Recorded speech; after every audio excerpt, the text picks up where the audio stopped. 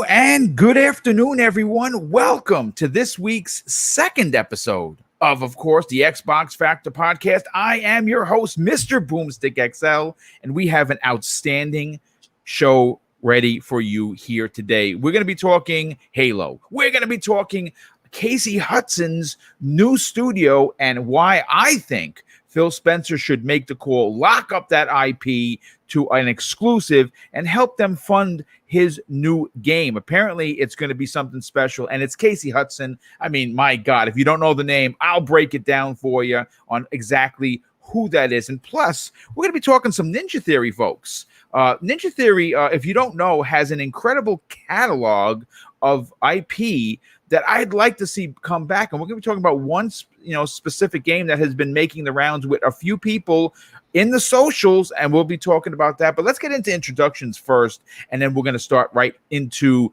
the what you came here for, and that's to talk Xbox. And we're going to start first with our very good brother, Boxer Bear. Welcome back, brother. How the heck are you? Thank you. I'm doing great. I'm excited for today. I missed the show last week. You never know what you miss until it's gone. And I was sitting there over the weekend. So, man, I miss talking to my buddies here from the other side of the world. So I'm glad we are back here today, and we have some awesome topics. So I can't wait to talk about them. Well, yeah, it's great to have you back, brother. As you guys, gals out there see, I got some new footage from my favorite racing game. That's right, I said it. Microsoft, if you listen, cover your ears or lower the volume. I like this better than I like Forza. And I hope that you can bring me back in with Forza Horizon 5. And I think you might. But good. I got to tell you, man, control is everything. And I just feel that they really knocked it out of the park. I went back and I tried to record some footage of the remaster of EA's Hot Pursuit. And I got to tell you, 5 minutes in, I stopped recording. I deleted it from my Xbox and said, this is rubbish. The control was so floaty. It just felt like Control from the 90s. And I was like, yeah, this is not a good remaster. And I went back to recording footage to one of my favorite games of 2020. And that, of course, is Dirt 5. But let's continue with the introductions. We're going to go next with Joe, Mr. Badbit. I saw that you've been doing some work with your channel. I mean, what can I say? My favorite PlayStation podcast to listen to because of you and Kyle's relationship, because it's done from the heart. It's done with fun in mind. Tell everyone where they can talk, where they can listen to you, and also, how are you? Man, this week's Trophy Room Boom, I'm not going to lie to you, one of our favorite episodes. I cannot wait to listen. Episodes. Kyle was killing it. We're now looking for a DiGiorno's sponsorship. All these types of things and more. He got a DM only on the Trophy Room when we talk about how Kyle randomly got a DM from Matilda from DiGiorno's. I love it. It is something else. But I'm doing great. I'm super tired. But yeah, like you don't know what you have until it's gone. And you know what? Like Archimedes, you hit it out of the park here because I miss doing this. This is always a fun show. So I'm ready to talk Xbox, y'all. Well, we love to have you, brother. And, of course, we're going to be talking Halo. You're one of your favorite franchises on Xbox. And we got some big questions. And, of course, the newest member who exploded on social media with 3,000-plus people responding to his GIF. Or it wasn't really a GIF. It was more of a meme. It was just a meme. The meme master himself, Josh N64. What's up, brother? What is happening? Okay, Xbox show. You guys got to hear this real quick. Yeah, let's talk about it. My 5-year-old nephew. I saw that last night. Love it. He's adorable, by the way. Yeah, he's just been in awe. And so I did a whole thread on the Halo Infinite podcast we just launched on Twitter. I did a whole thread, and we built the Banshee from Mega Bloks, and I gave him the 4-inch Master Chief action figure. Like it was an amazing night. And I just got a text from my daughter. She's like, I play inverted. And she's like, how do I change your controls so I can play with Austin? So they're downstairs playing the second level of Combat Evolved right now. That's awesome. Nice. I mean, his face says it all. He seemed like he was in awe, and I mean that's really what it's all about. I did the same thing with my nephew Tyler. I made him a Nintendo freak. And by the way, he came over the weekend. We haven't seen him in over a year because of COVID. So this last weekend, you know, and we got a chance to hang out with him, and you know, he wanted to come over and play his favorite game. And, you know, he wanted me to join the island. Of course, we're talking about for Nintendo. And that is, of course, the Animal Island known as Animal Crossing. I have 1 hour. So I looked at him and said, let me see how many hours this kid's been playing. 890 hours in Animal Crossing, Tyler. I mean, holy cow. He put me to shame. He was asking me questions about people, animals on the island. And I looked at his island littered with everything. Mine, just bees, just plain old bees and a bunch of apples on the floor. I'm a terrible. I mean, those poor animals probably starved to death because I don't even play that game. But listen, folks, we are not here to talk about Nintendo. We're here to talk about Xbox. And you know what? I want to open up with something that I think is gonna listen. Casey Hudson this week announced his new studio called Humanoid Studios. And with his excellent history with Xbox, the question that I have is, should Phil Spencer reach out and potentially lock up the new IP? You know, obviously, because of the connection. Now, listen, we have a lot of new listeners, a lot of people new to the community. The question that you might be asking is, who is Casey Hudson? And I'm here to tell you that a small bio that I wrote up of Casey is very simple. He's best known for his work as project director of Star Wars Knights of the Old Republic, still revered, one of the best Star Wars games ever made, you know, specifically on the OG Xbox. He was also an integral part of creating the Mass Effect Trilogy. And that is obviously people are still playing that thanks to the remaster that came out a couple of weeks ago. And, you know, obviously in 2015, you know, he became a creative director at Microsoft. A lot of people didn't know that, but it wasn't in game design. It was with VR, which I thought was a bit of a miss, in my opinion. You know, how do you have Casey as a creative director and he's not doing a game? You know, whatever. But he was there using, you know, in VR or AR, I should say. And then he left in 2017 back to BioWare. And recently, you know, there was a lot of, you know, big shakeup a couple of years ago at BioWare. He left. So my question, and I'll start with Joe on this. Joe, we know how big of a fan of Mass Effect you are. We know how big of a fan of Casey Hudson specifically. Is this the time to reach out to Casey and say, hey, listen, we're here, creative freedom. We don't care how long you take to make your game. Here's a bunch of money, but we want to lock it up because we want it as an exclusive. Is that something you think Phil, him, and Casey might have already talked about? I think this is something we're going to see a lot more of as the years go on. The industry is only growing. And so this means more partnerships, more acquisitions that we're going to see. You know, we talked a little bit on text, and the thing that, you know, we were talking about is like the moves that Sony's been making the past few days. Pretty big moves. Yeah, it isn't a direct response per se to Microsoft. It's a direct response to Tencent, because Tencent's going around right now. They're looking for European expansion. Yes. So they want to acquire European studios. So, you know, the people that Sony considers close partners, they're locking them up, not because they're afraid of Microsoft per se. They're more afraid of Tencent, because it seems like this company has this absolute unlimited money, and will invest in anything and everything. So when I take a look at those moves, even like you see when, you know, PlayStation announced they're partnering with Deviation or Haven Studios or what have you, we can look across the aisle and see what Xbox is doing or rumored to be doing. And you can see that he's partnered with, you know, it's out of the bag now, but like Kojima is going to be working on his game where he's going to email you randomly. You know, that's what it really is what it is. He's going to send you a DM. It's going to be nuts. But like it's something that we're going to see more of, even like with Avalanche Studios with Contraband. Yes. Contraband's a second party game. And I think it's really important that Microsoft shows that they're not just willing to just straight up buy anything, but they're also willing to partner with you and to see your vision through. It really depends. You know, I no matter what, whoever rolls up the red carpet for Casey, I think they're in for a good partnership. But I think at the same exact time, if you're Casey, you've been at this for a while now.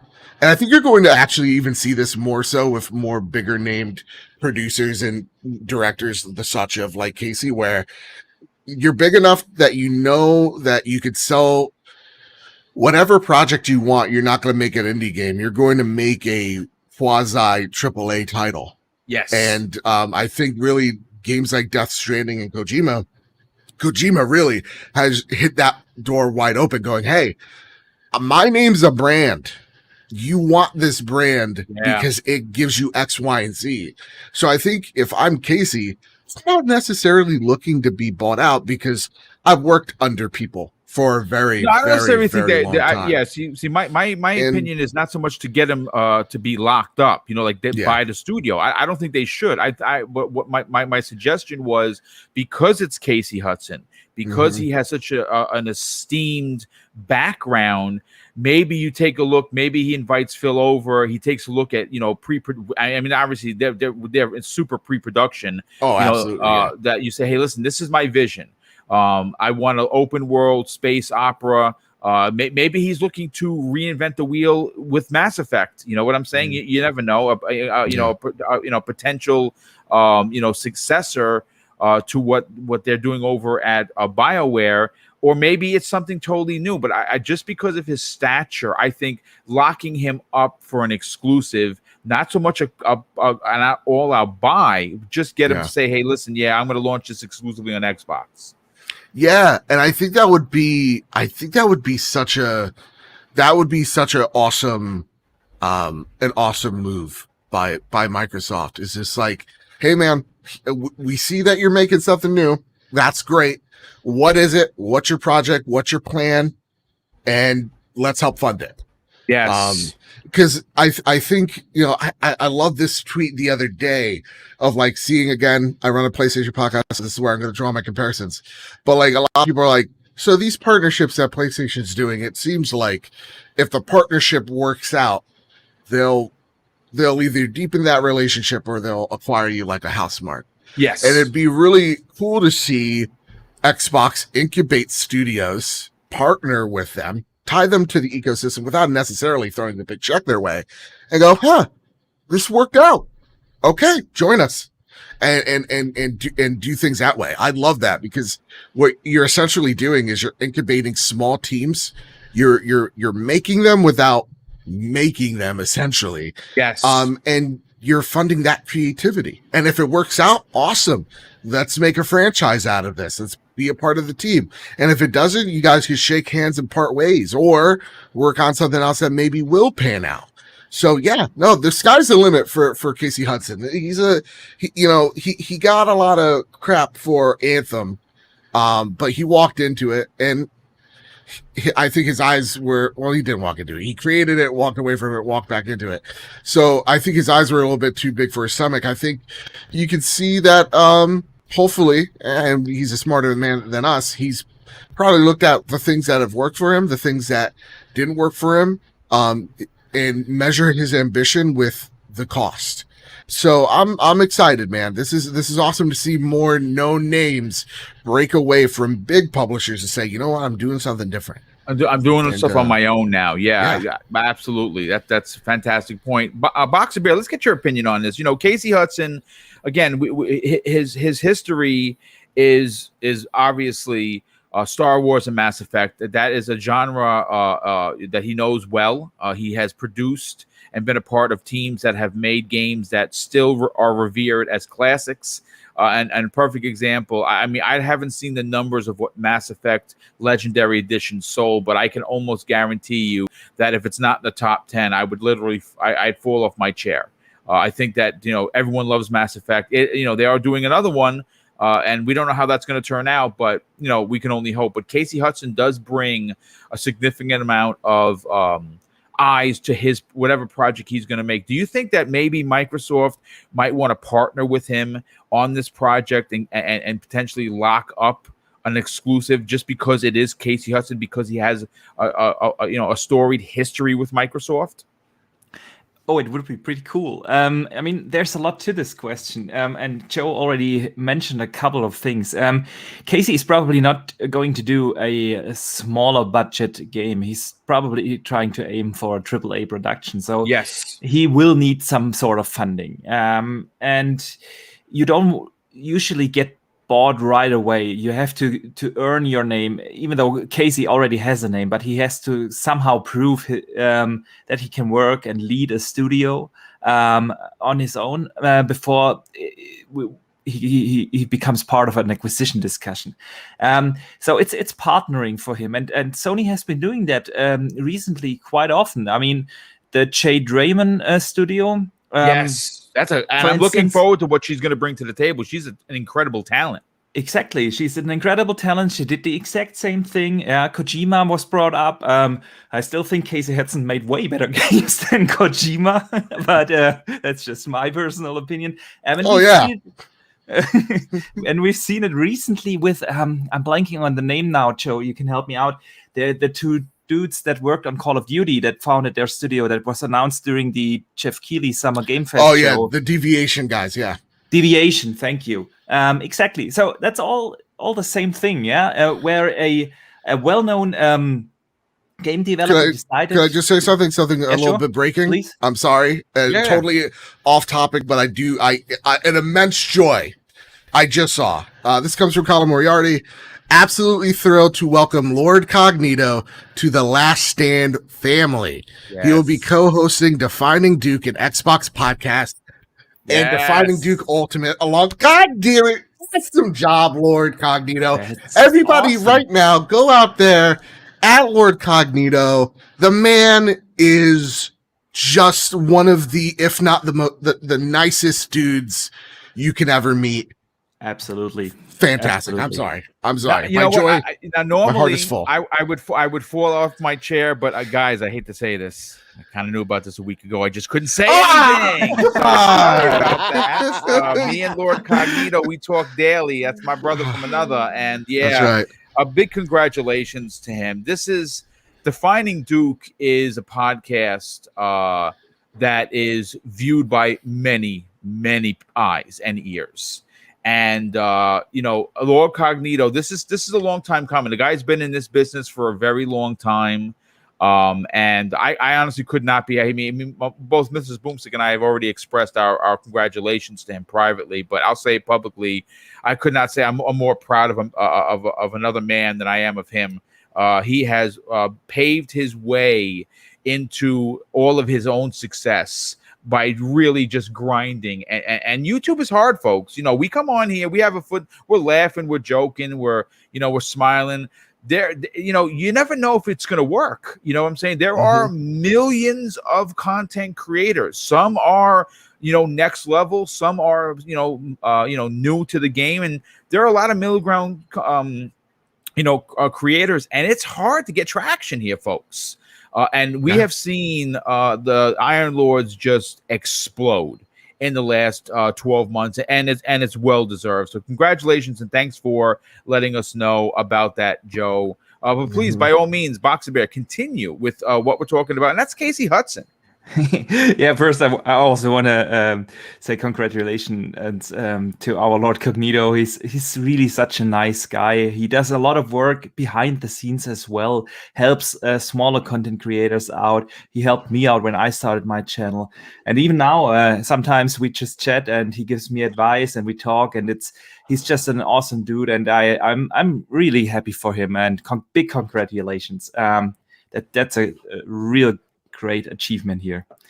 So where were we? Casey Hudson. I mean, if we look at Casey's track record of games, he seems to have or at least his games had a good relationship with Xbox. I mean, KOTOR was Xbox or console Xbox exclusive, yeah, and Mass Effect 1 also an exclusive to on consoles for the Xbox. So there seems to be some sort of relationship between them, and why not? It only makes sense. He needs funding. Xbox can deliver that and provide that.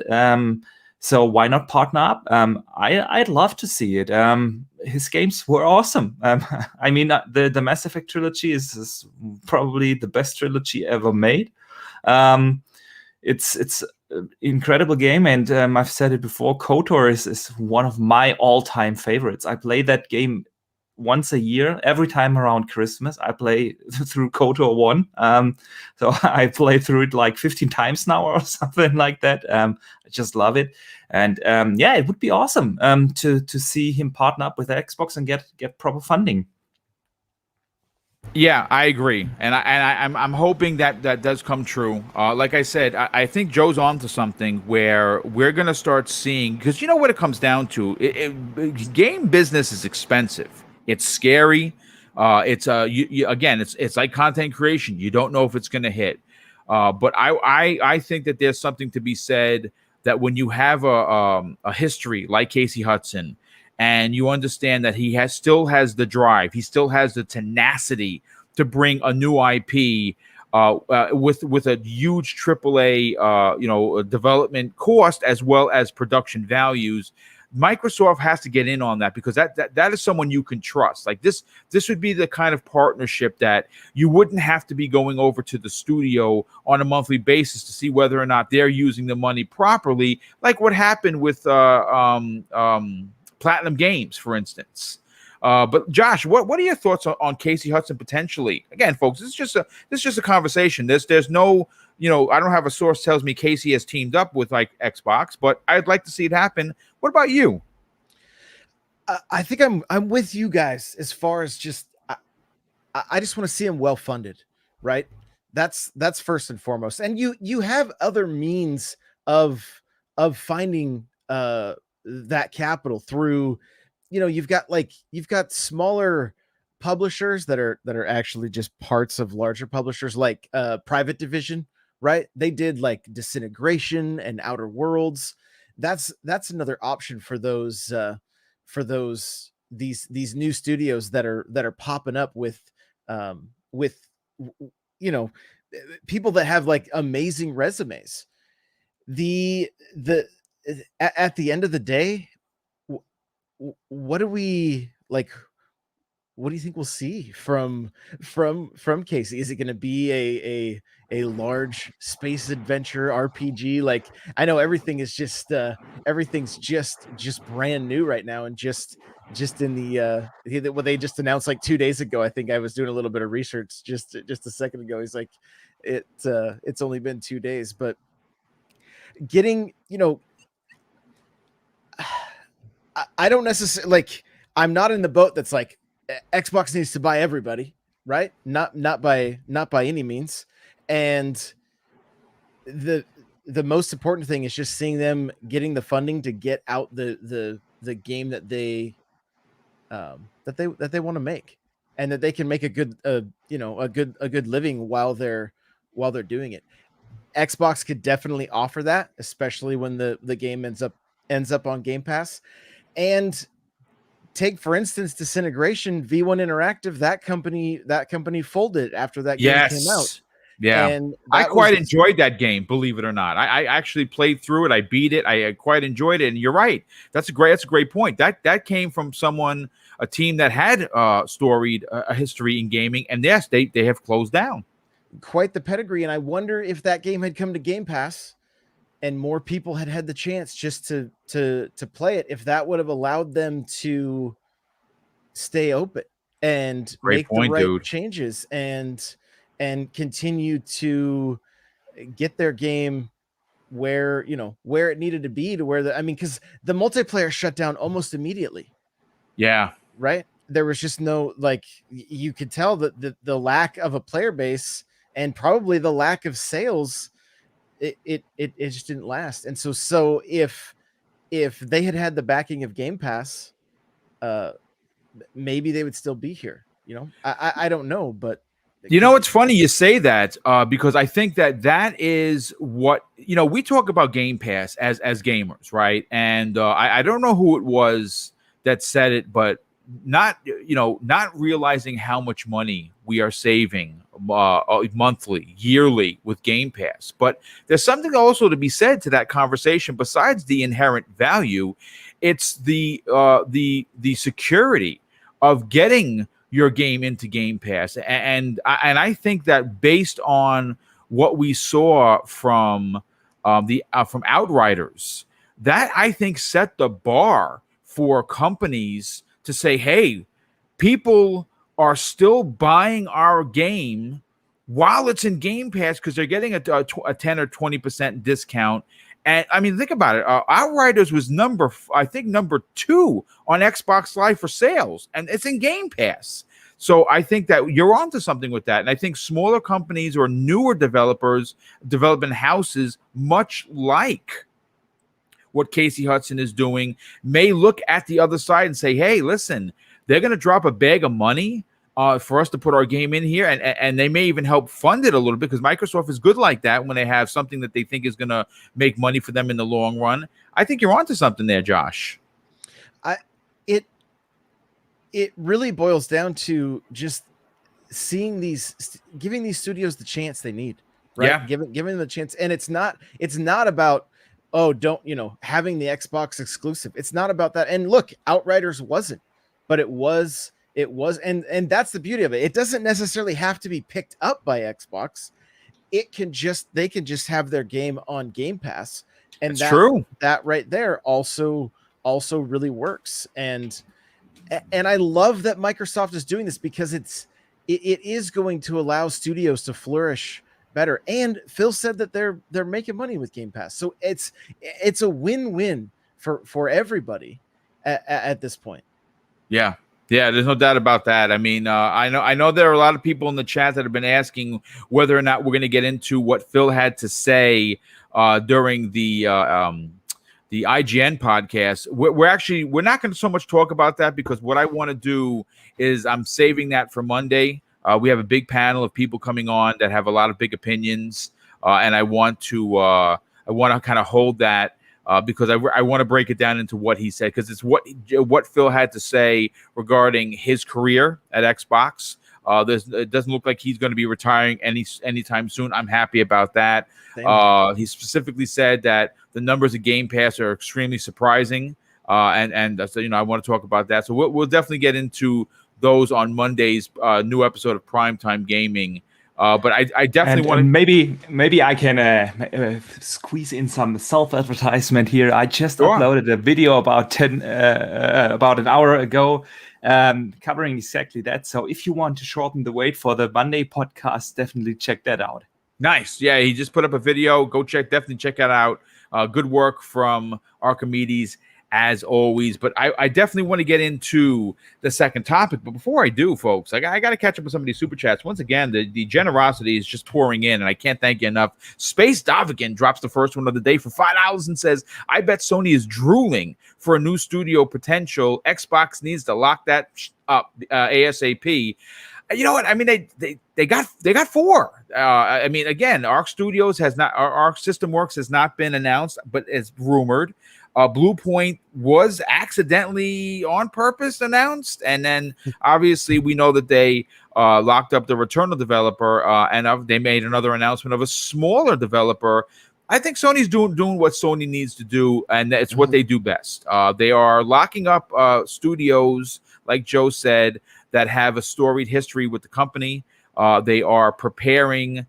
Again, each one of the studios that they're potentially locking up are for specific things that they do right. If they do get Arc System Works, they'd make Blaze Blue and Guilty Gear.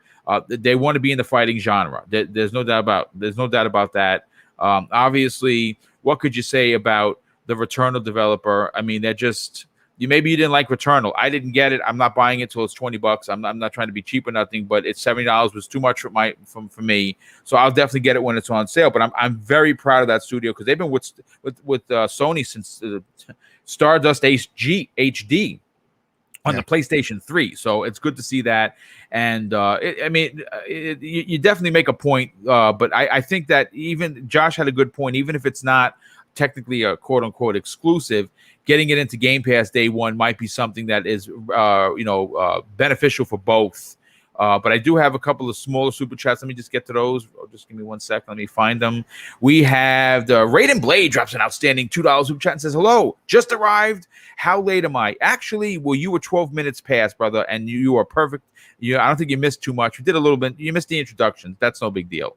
Raiden Blade drops another a super chat. And he says, hey, Cog, congratulations, the true ninja. Indeed, he is. And he drops a third one. Wow, dude, you're very generous today. Thank you for another $2 super chat. It says, Xbox content creator exploding everywhere. Yeah, I mean, it's a good time to be a creator. You got to love what you do. I think that if you try to do this for the money, I don't think you're going to succeed. I've told that to people who've asked me, specifically, if I want to make money on here. Listen, folks, you got to do it with passion. You got to do it with love. You got to do it for what's important first, and then maybe at some point, financially, it does open up for you. I think that this is what content creation can be for people that want to work in a business. Is your resume to the world. Hey, this is what I can do. This is who I look like. This is what I sound like. Stay positive. Keep it real. Play games. Don't play Twitter. That's where people fail when they try to pick sides and they start doing stuff for clicks. Don't do that. Space Davikin drops another super chat for $2 and says, minimum Xbox needs to make sure PlayStation doesn't lock it. I mean, again, Casey has an incredible history with Xbox, and I think that they are curating newer teams like Casey. I mean, he's a veteran, but it's still a new team. And listen, I wouldn't be surprised if the conversation with Phil and him have already happened, to be honest with you. See what else we got here. We had a couple more come in. Let me just catch up on those. Okay, here they are. X Burke, generous friend of the show. He drops a $5 super chat and says, I believe Xbox needs to do a better job explaining Game Pass Ultimate. Includes Xbox Live. Happy Canada Day, Canadians. And of course, yes, happy Canada Day, Canada Day for our good brother, Mag, who's going to be enjoying his vacation that he's going to, I think he might have started his vacation. He's not going to be with us on Monday evening. We'll get him back the week after. And the Halo Infinite podcast, Josh, how dare you? He drops an outstanding $5 super chat and says, I just wanted to let Joe know that that is a banger of a show. This is a banger of a show. Just for show. I appreciate that. That's great. I love it. But listen, let's get into the second topic here, folks. This is one that I want to listen. When you talk about Ninja Theory, we are all curled up at the window waiting to see some new gameplay from, of course, Hellblade 2.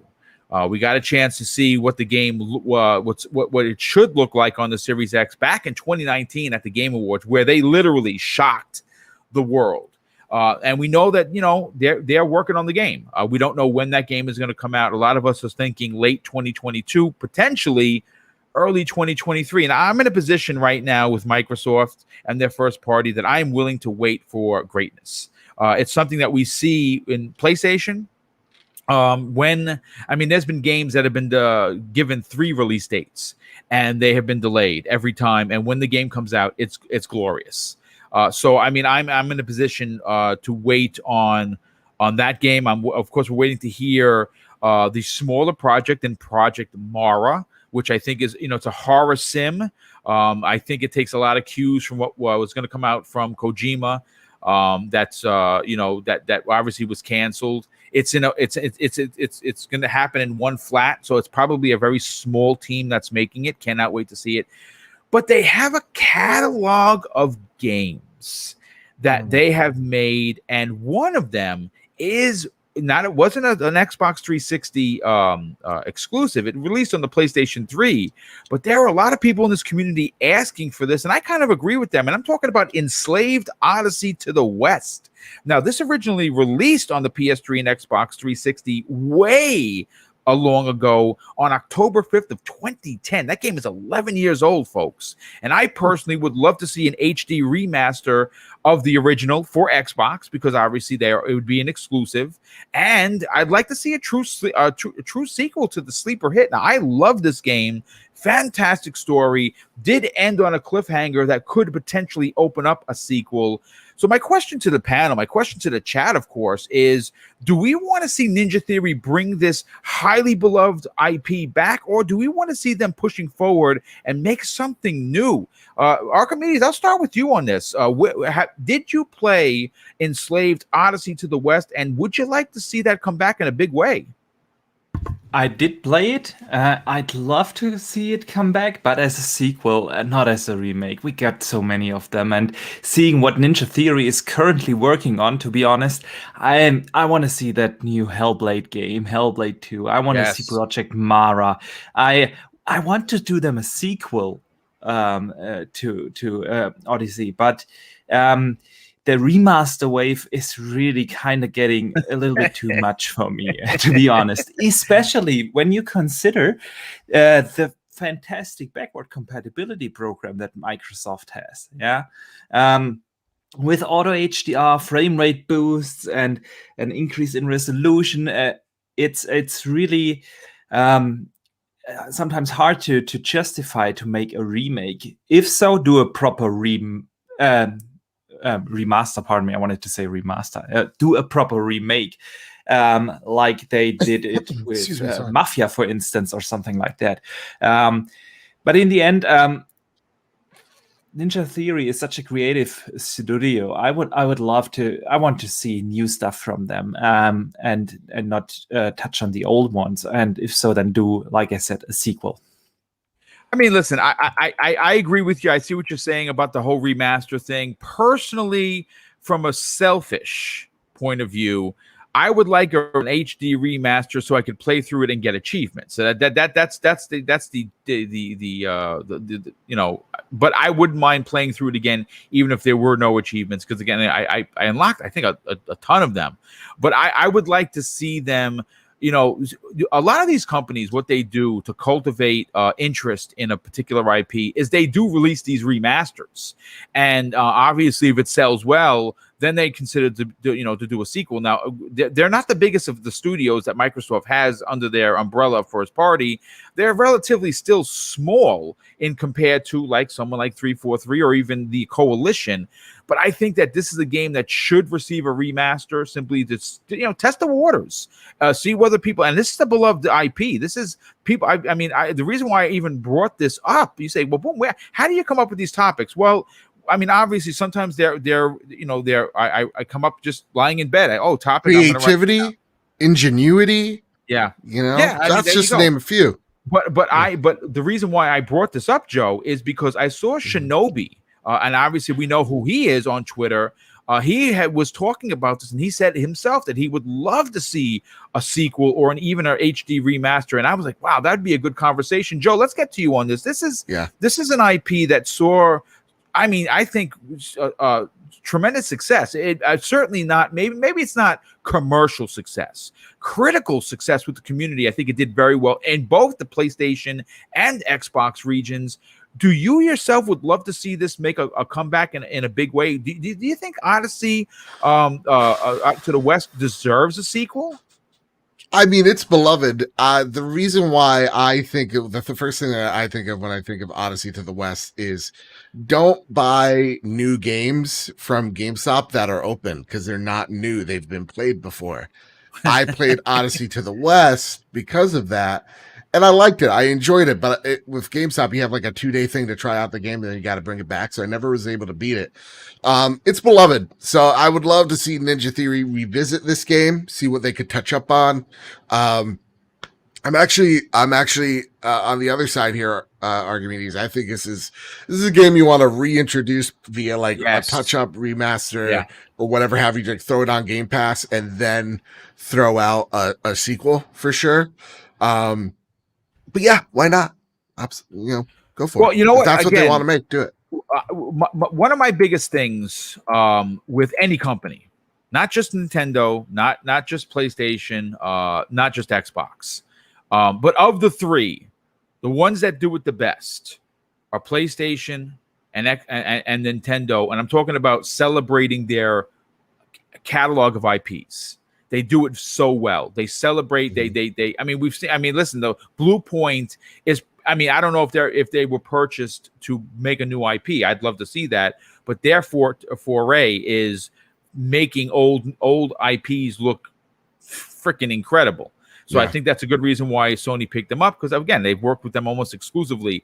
But this is a title, Josh, that I think if I mean, okay, Fable's coming back, great. Perfect Dark's coming back, great. Halo's coming back, even better. But they do have a bunch of IPs with all of these studios now that, even Quake is rumored to be coming back, and that's going to be supposedly that would be awesome. That would be fan-freaking-tastic, because if they gave Quake the same treatment like they did with Doom, a reboot of the series. I would so be into that. Yeah, and we actually talked about that a couple of weeks ago, where the new protagonist is going to be a female, which I think is awesome. I think they're doing like a refresh of the brand, and I think that's freaking awesome. Give me some single player, Quake. But getting back to to the topic at hand, Odyssey is a game that is something that, I mean, it's 11 years old. To see that game come back, to drop in the Game Pass, it really does fill a void where a lot of us, and I'm talking about me, who like that over-the-shoulder, third-person, story-driven game that we find almost on a monthly basis on Sony. And I would love to see them bring that back. I'd love to see the community respond in a big way, and I would love to see a sequel. What about you, Josh? So this is a game that's completely new to me. I didn't even, until you put it in the notes, I didn't even know what this game was. Right. So I'm going to ask a few questions. Is that all right? By all means.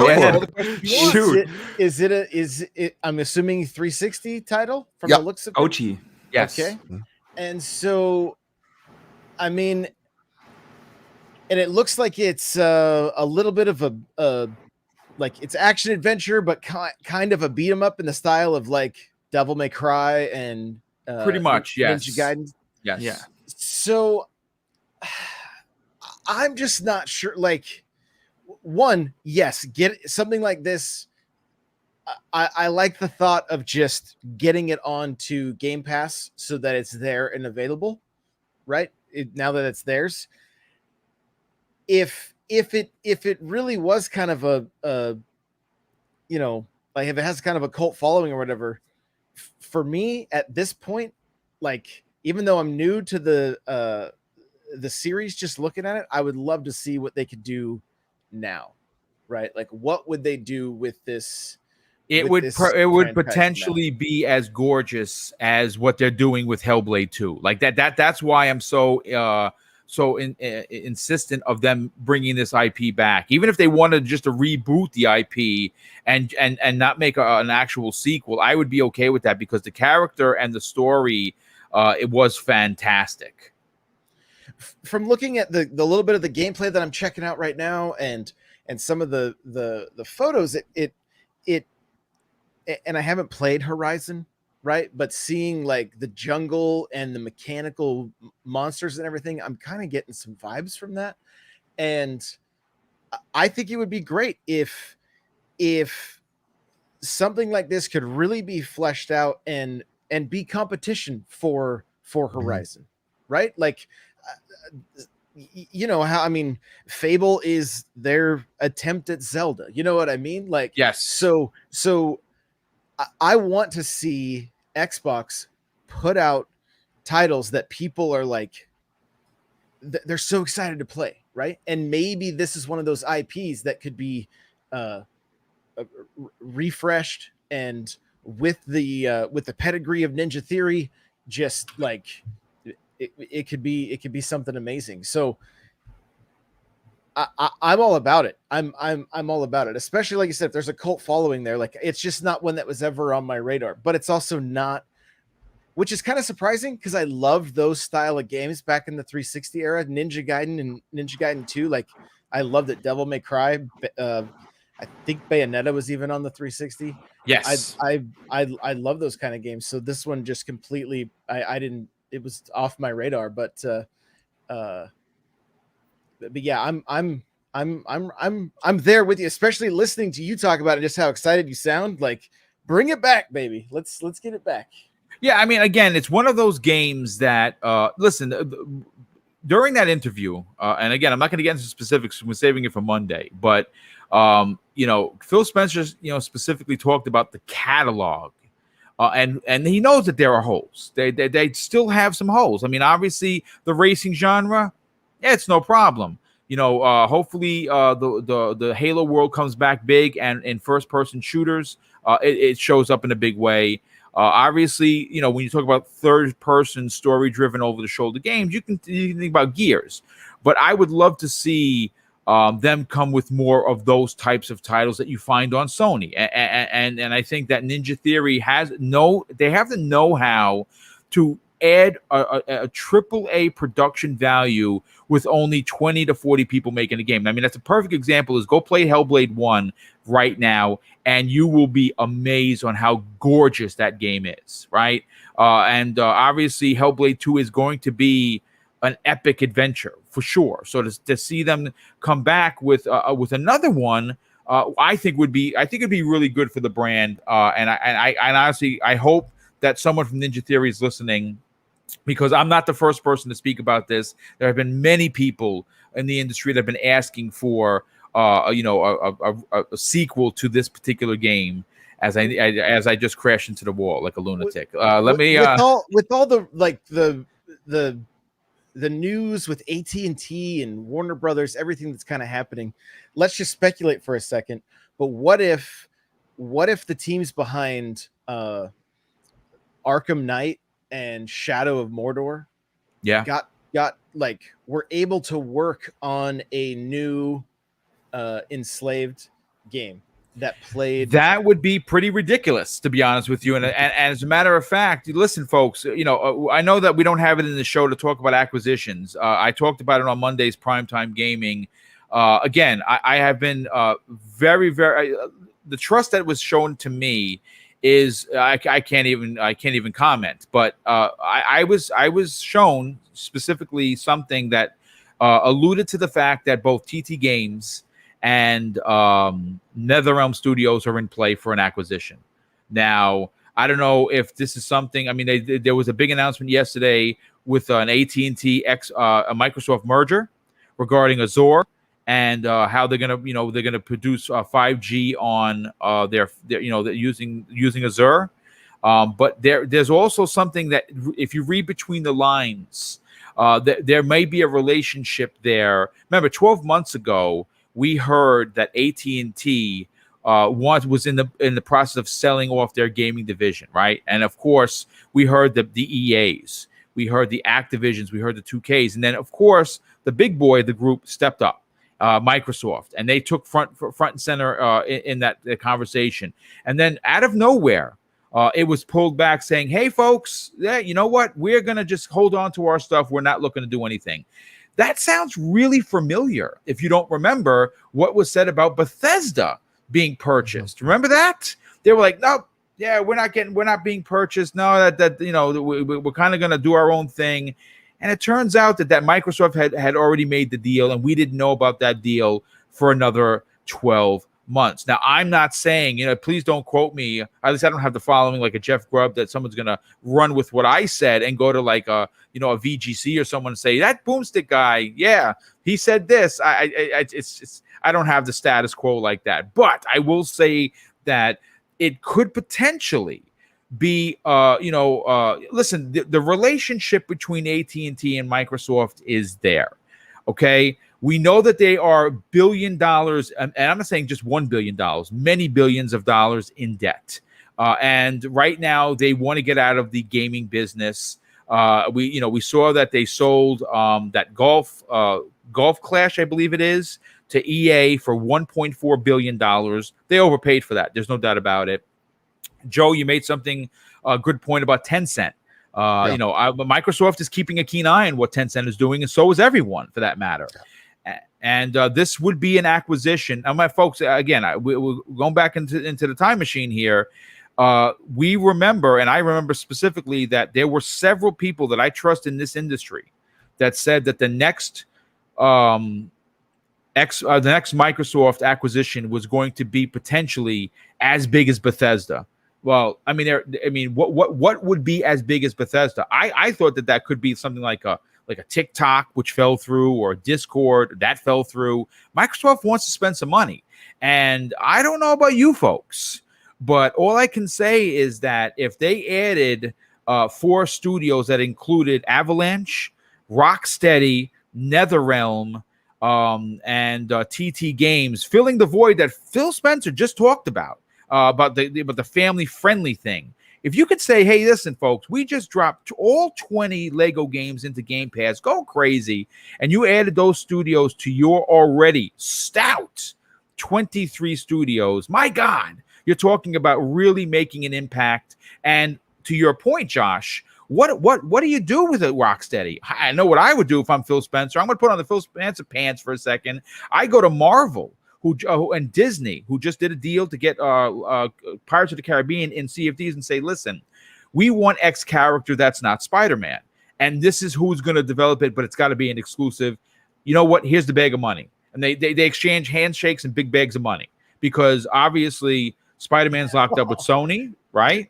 And it would be again, groundbreaking, industry changing. So again, I know I went a little bit off kilter here, but yeah, that's what I that's my knowledge from what I've been privy to. Those two are out. Those two are up for sale. Now, who do I think is going to do it? I mean, Sony is still their cap value is $44 billion. They're not poor, but they just bought 4 studios. So I don't know if they're in the realm of that kind of acquisition. Microsoft, $2 trillion company, they might be. So we'll see in the coming months. Obviously the end of the fiscal year for a lot of these companies just finished. So again, we'll see what they're going to do. But let me catch up on the super chats before I move on to, of course, the next topic. Raid and Blade. Say one thing, Boom? Absolutely, dude. Yeah, come on in. 12-year-old me is screaming, "Give us Killer Instinct versus Mortal Kombat as the next installment." It's well. I'm gonna say, look. How about this? How about the 50-year-old man, the old man in the room, which is me, is literally getting goosebumps because it's funny. I talked about this on Monday's show. Specifically, Ed Boon has talked about a Killer Instinct versus Mortal Kombat publicly. Yes, in 2015, he said, I would love to do Killer Instinct versus Mortal Kombat, but it would have to be an exclusive. Don't you know that seconds after that tweet went out, Phil Spencer responded and said, I love that idea. And this is something that 2015, now he has in the recent months talked about, and I'm not talking about Phil Spencer, who just brought up Killer Instinct. I'm talking about Ed Boon himself, who's talked about Killer Instinct. He has no affiliation with the studio or those IP. I think they're on to something here, folks. I think there's some subtle hints going. Again, I'm probably wrong. Most of the time I am, but I would love to see that. And you gotta dream, Boom. You gotta dream. If you gotta dream, you gotta dream it big. You know what? Just dig yourself, dig the grave and jump in if you're not dreaming. Exactly. But I will say this: Phil Spencer, he was on I think it was the Torn Pixels podcast. Mm-hmm. I think that's what it's called. And they asked him specifically regarding Killer Instinct. And he said him and Matt Booty have had the conversation that they want to bring that IP back in a big way. They know the fans have been asking for it, but they said they need the right team. Well, the writing is on the wall, Phil. Make the call. You got Satya and the dollars. You don't even got to sign it. You got the stamp. He gave you a stamp. Just write the check. Boom, stamp. Satya and the dollar. You're good. And I think that and obviously, joking around. Obviously, Amy Hood, who's the CFO, she's on board with what Microsoft is doing with Xbox. And Xbox isn't just it's the other, it's the kid developer. It's the kid division.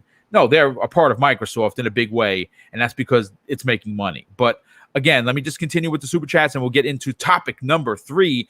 Raiden Blade, my God, dude, drops another $5 super chat. Thank you for the generosity. Oh, boom, I didn't get the comment on your last show, but Sea of Thieves next DLC should be Black Bear Ghost or Moby Dick. Oh my God, dude, that would be bananas. You know what I would like to see? My child in me would love to see a Hook DLC after this. I would even dare say that I would love to see, a Little Mermaid, potential, because that would bring in, the female audience to, and the kid audience to Sea of Thieves. If they would, listen, folks, I'm not a Sea of Thieves player, but I played the first chapter, and it was glorious. I had a freaking absolute blast. I want more story content from Rare. I think many people are going to be talking about Rare for a while, but this is something that they need to do for sure.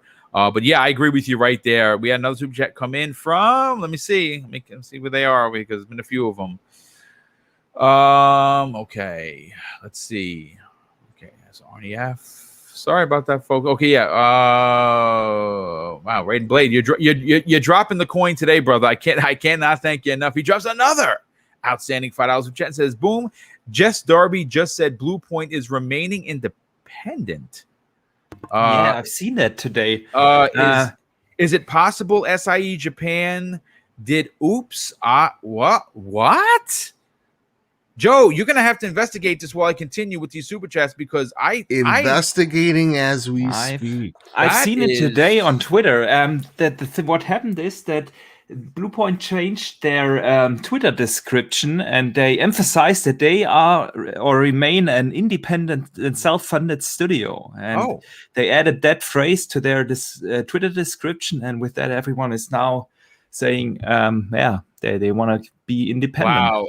Listen, folks, I don't know. Again, this is Breakfast with Boom. Tune in tomorrow, 10 a.m. Eastern Standard Time, so I can investigate this, and Joe will be there as well. I find that to be very suspicious.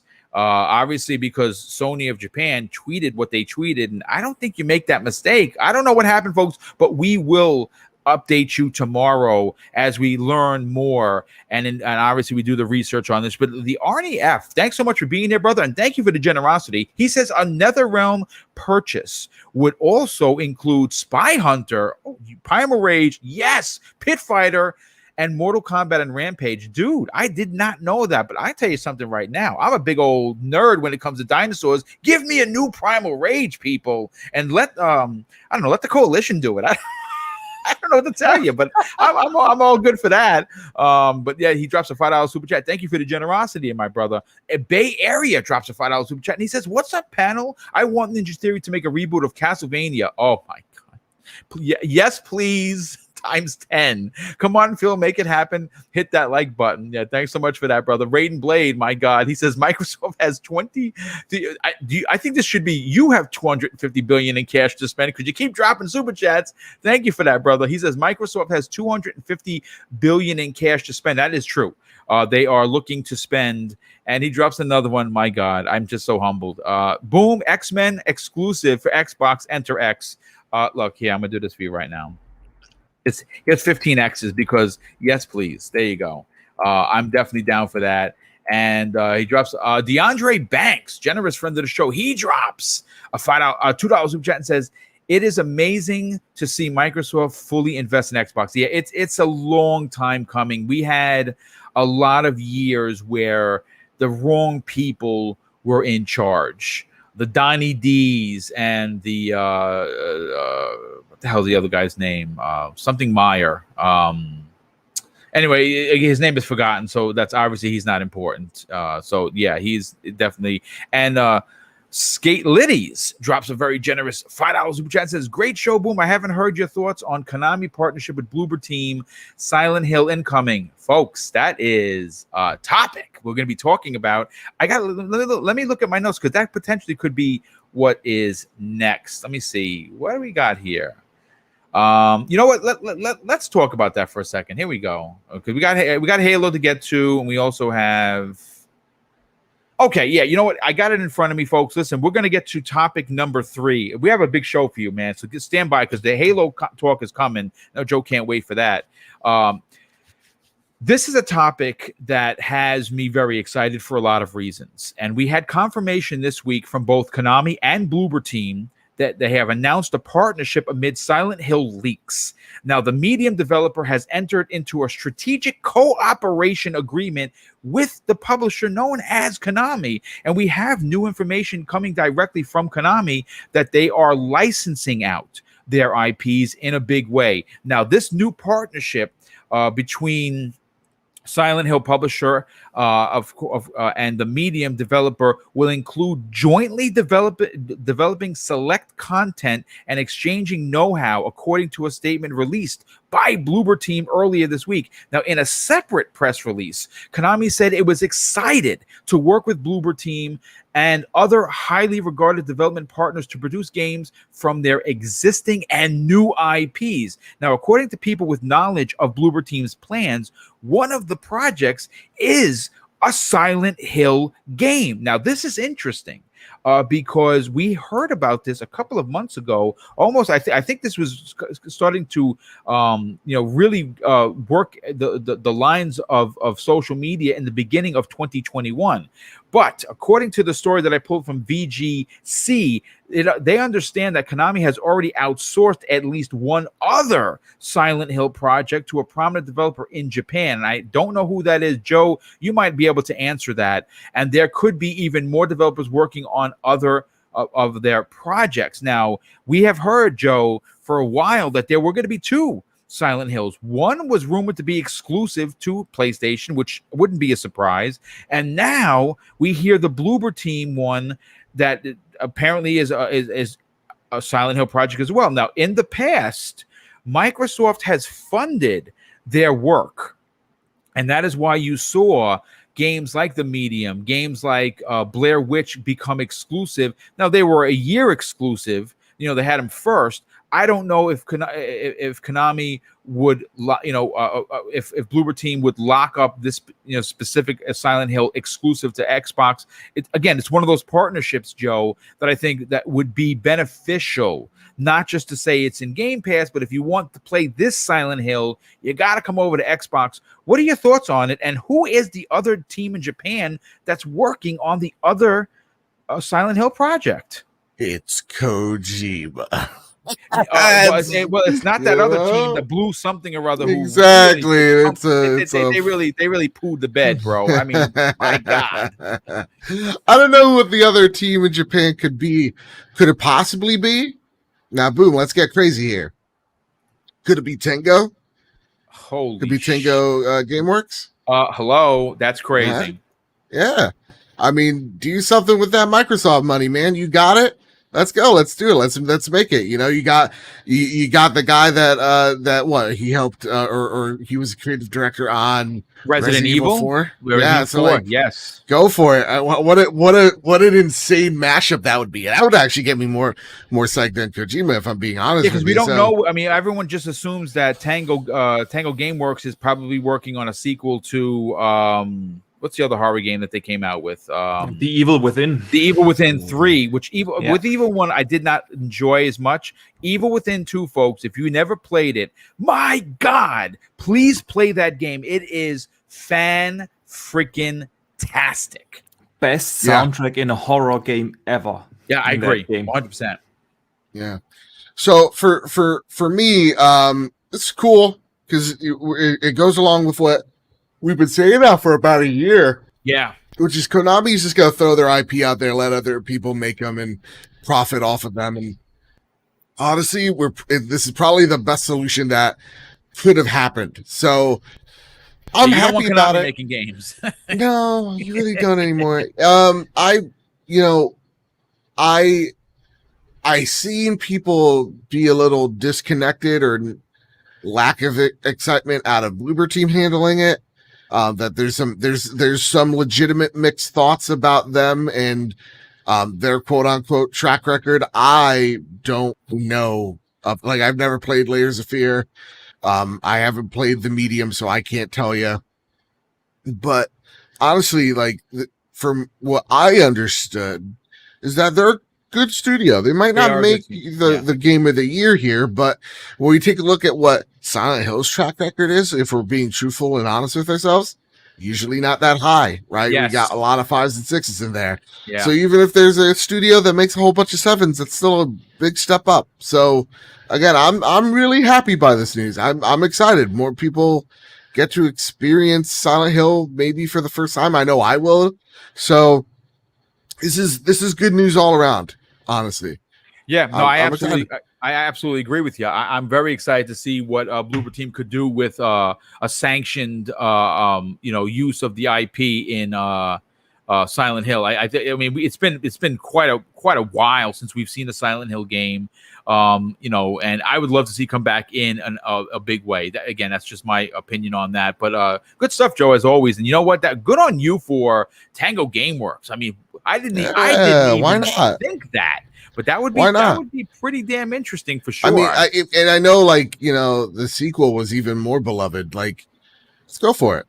Give them this IP. They could do it. I absolutely. And something, like I said, if not just one Silent Hill 2. And yes, please, because I think that's a franchise that needs to come back in a big way. And to see 2 different versions from 2 different developers seeing different stories, that would be actually kind of cool, to be honest with you. And I'd love to see that come back. And yes, Castlevania, give that to somebody. But I'd love a new Castlevania, not a side-scrolling one either. I'd love a new, built from the ground up, gritty 3D Castlevania. That would be great. Archimedes, to get your opinion on this. But before I do, let me thank Drawn TJ for the outstanding, very generous $10 super chat. And he says, I think they need to buy all the studios you said, and Sega and Techland and Crytek. Well, I mean, they have the money. The Crytek one is one that I would love to see from a business perspective. Their tech is second to none. Question for that person's question: what studio do you not want them to buy? Buy it all. Buy everyone. Buy Nintendo. Buy Sony. Buy everybody. But I would also like to. I would love a Rise Son of Rome 2. Like, Joe, you were impressed from the gameplay. I was chopping arms off. I was stabbing people in the back. I was cutting heads off. It was very Sony-esque in regards to that kind of violent game. And I would I'd love to see a sequel. I think that deserves it so much. But Boxer Bear, what are your thoughts on this? On the Bloober Team situation? On the Rise sequel? Yes, give it to me. The Bloober Team thing. This is a studio that really has evolved a lot. From its early days, the games were, let's face it, mediocre, and even Blair Witch Project was probably up until that point their best work, but still, you could tell that that the game needed a little bit more funding, a little bit more polished, more time. And The Medium was a real big step for them. I really enjoyed that game. Yes. It was an old school horror game. It's not like some of the other more modern horror games. It is an old school game with the fixed camera angles and so on. But I really loved it. It had a dense atmosphere. The riddles were good. It had some really scary moments. So they have really evolved. Especially that thing chasing you around. I was when you have to hide. Yeah, that was terrifying. When that happened in the pool area for the first time, I almost lost it. It was awesome. Great game, really good game. It's and now we have to look at Silent Hill as a franchise. I know it has a great name to it, but if we are honest, the only good ones were the first 2. The other ones, not so much. They really fell off the cliff after Silent Hill 1 and 2. Yep. Yeah, definitely. And so what Silent Hill as a franchise would need is some fresh paint, some fresh air. And who better than Bloober Team for that? They are touching in the exact same genre. They have evolved a lot in that genre. So I think it's a really good match to take on that IP. And may it be exclusive or not. In the end, we will probably see it in Game Pass. They have released all their games in Game Pass. So I'm I'm excited if that comes true. That's going to be a game I'm going to play day one. Yeah, you know what? I mean, obviously, you know, they're a double A team, Bloober. And some people would even consider, you know, but you know, we've seen smaller teams make big games, and if they didn't have the chops, I'm going to be honest with you, I don't think that Konami would be so quick to allow their IP. I mean, sure, they're getting paid for use of the IP. There's no doubt about that. But at the same time, you still have to protect your IP. You can't just let it go to anybody who wants to make a game. So they do have the chops in regard, and their forte, if you will, not gaming forte. We love that, man, but their forte is horror, and they do horror really, really well. That's a fantastic point. If Konami didn't trust in that studio, they wouldn't hand out their IP, their technology, and the know-how. Yeah, that's a very good point. Well, I mean, listen. Again, we're gonna see what it is. I'm sure. I mean, I don't know how long. We've heard this about a year ago, so they could have a year under their belt. We could see. We could see something. And listen, folks. You know what? I know that it's only June. Well, no, sorry. Today's July 1st, so let me just get that correct. But the Game Awards, from what I have, some people close to the situation, it's going to be pretty rad this year, and I think there's going to be a lot of big surprises. Wouldn't it be pretty cool to see Silent Hill from Bloober Team get a trailer of sorts? I would love to see that. So again, I don't know how far in development they are, but I'm very excited to see what they do. Josh, let's get your opinion on this. Bloober Team, known for horrors like Layers of Fear. They did Blair Witch, which I quite enjoyed. Of course, their recent release this year was The Medium. What are your thoughts on them tackling Silent Hill? Bring it back, like I'm all about it. Like it Silent Hill's such a strange game, right? The fog and the pyramid head, like there's just so many things that are so just weird and creepy about that game. I remember I had a friend who was just way into it, and he's like, you got to check this game out. And I was like, I'm definitely intrigued by this. And like you guys said, I don't think the games have been very great since the first or second one. So let's put that game back on the map. I mean, isn't there like a demo that's like on certain PS4s or something? Yeah, well, I mean, it was originally going to be an exclusive to PlayStation. It was originally going to be that Konami and that Kojima collaboration, and that obviously fell apart. Yeah, those PS4s still sell for big bucks. They do. So I love what you were saying too about Castlevania, and before you said it, I was thinking about Contra and wondering how they could and I know they just came out with that Rogue Force or whatever that was just it was awful. That looked like a failed high school project. It was bad. So it was pretty bad, but it got me thinking, how fun would it be to play through the original Contra game but all in first person? Oh, that would be kind of dope, dude. Like I like that. Something just kind of off the wall, right? I mean, it'd be a big nostalgia pull, so they'd have to really market it to all of us old dogs. But I think it would be kind of fun. But the other thing that it had me looking up was who owns the Fear IP, and that's actually Warner Brothers as well. So interesting. It would go back to our last conversation, but that's another series that I enjoyed quite a bit. Those games were terrifying. So indeed, the first one with the little girl. Yep. Well, I mean, listen, I agree with you. I like what they bring. I mean, again, they are masters of making you afraid to turn a corner, and I'm hoping that we get a chance to see what they're working on, and I obviously they have a good relationship with Microsoft, who has helped them fund their last two projects in both the Blair Witch and the Medium. So it would be pretty interesting. It'd actually be quite shocking if it wasn't an Xbox exclusive to launch. I don't know if it would be a game that Microsoft would be like, yeah, we want to lock this up as an exclusive. We're going to publish it.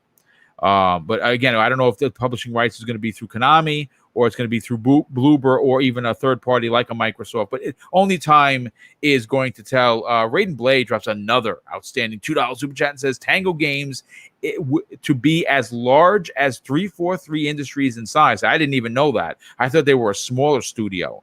But that would be, listen, again, give Tango Gameworks a big IP like that. I'd love to see what they can do. The Arnie F drops 2 super chats more. 1 for 5, 1 for 2. Everyone says, what studio should Microsoft buy? I say now buy talent. Dan Houser, and I talked about this about a year ago, left Rockstar and is a free agent. Grandfather of the open world, indeed, and it's RNF. Okay, so sorry about that, brother. And he drops another super chat, and he says, "Love the show, guys. Smash the like button, everybody." Yeah, thanks for that. So thanks so much for that, brother. Definitely appreciate it. But I mean, let's move on to the fourth topic, and this one is what I think people maybe have tuned in for, and that we're going to be talking about some Halo Infinite news, folks. And I'm very excited to talk about this. Listen, Halo Infinite is going to be one of the biggest games released in 2021. And I say that with complete confidence. I really do, simply because, listen, from what we've seen, the graphics that everyone had a problem with in the original showing in 2020 July has been fixed. So if you were worried about graphics, if that was your big hang up with that snippet or vertical slice of gameplay, I think we're all going to be okay. The story, well, I mean, listen, I think the story it's shaping up. And Joe, you can answer this question. You played Halo Wars 2 like a lunatic with your best friend that you were always insulting, Luke Lore, a former co-host of this show.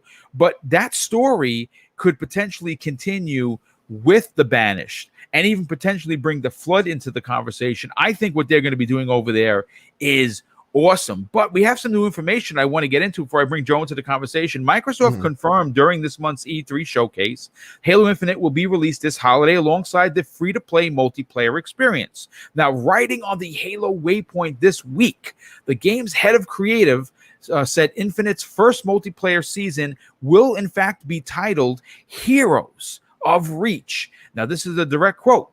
At the center of our plans is a goal to deeply root your multiplayer character in the larger Halo universe and give them a vital active role in the Halo story moving forward. Now, this comes directly from head of the project, Joseph Staten. He continues with how exactly we're going to do this in the seasons and years ahead. Well, we're not ready to share all of those details yet, but I can share that we picked Heroes of Reach as a seasonal theme for a very specific reason.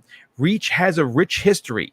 It's a key location for Spartans of old and a focal point in a new generation of Spartans preparing to wrestle with the perils and mysteries of the galaxy that has fundamentally changed after the events of Halo 5. He continues, indeed, he adds, Halo Infinite's first multiplayer season takes place at a transformational moment in Halo history, at the pivot point from one generation of heroes to the next.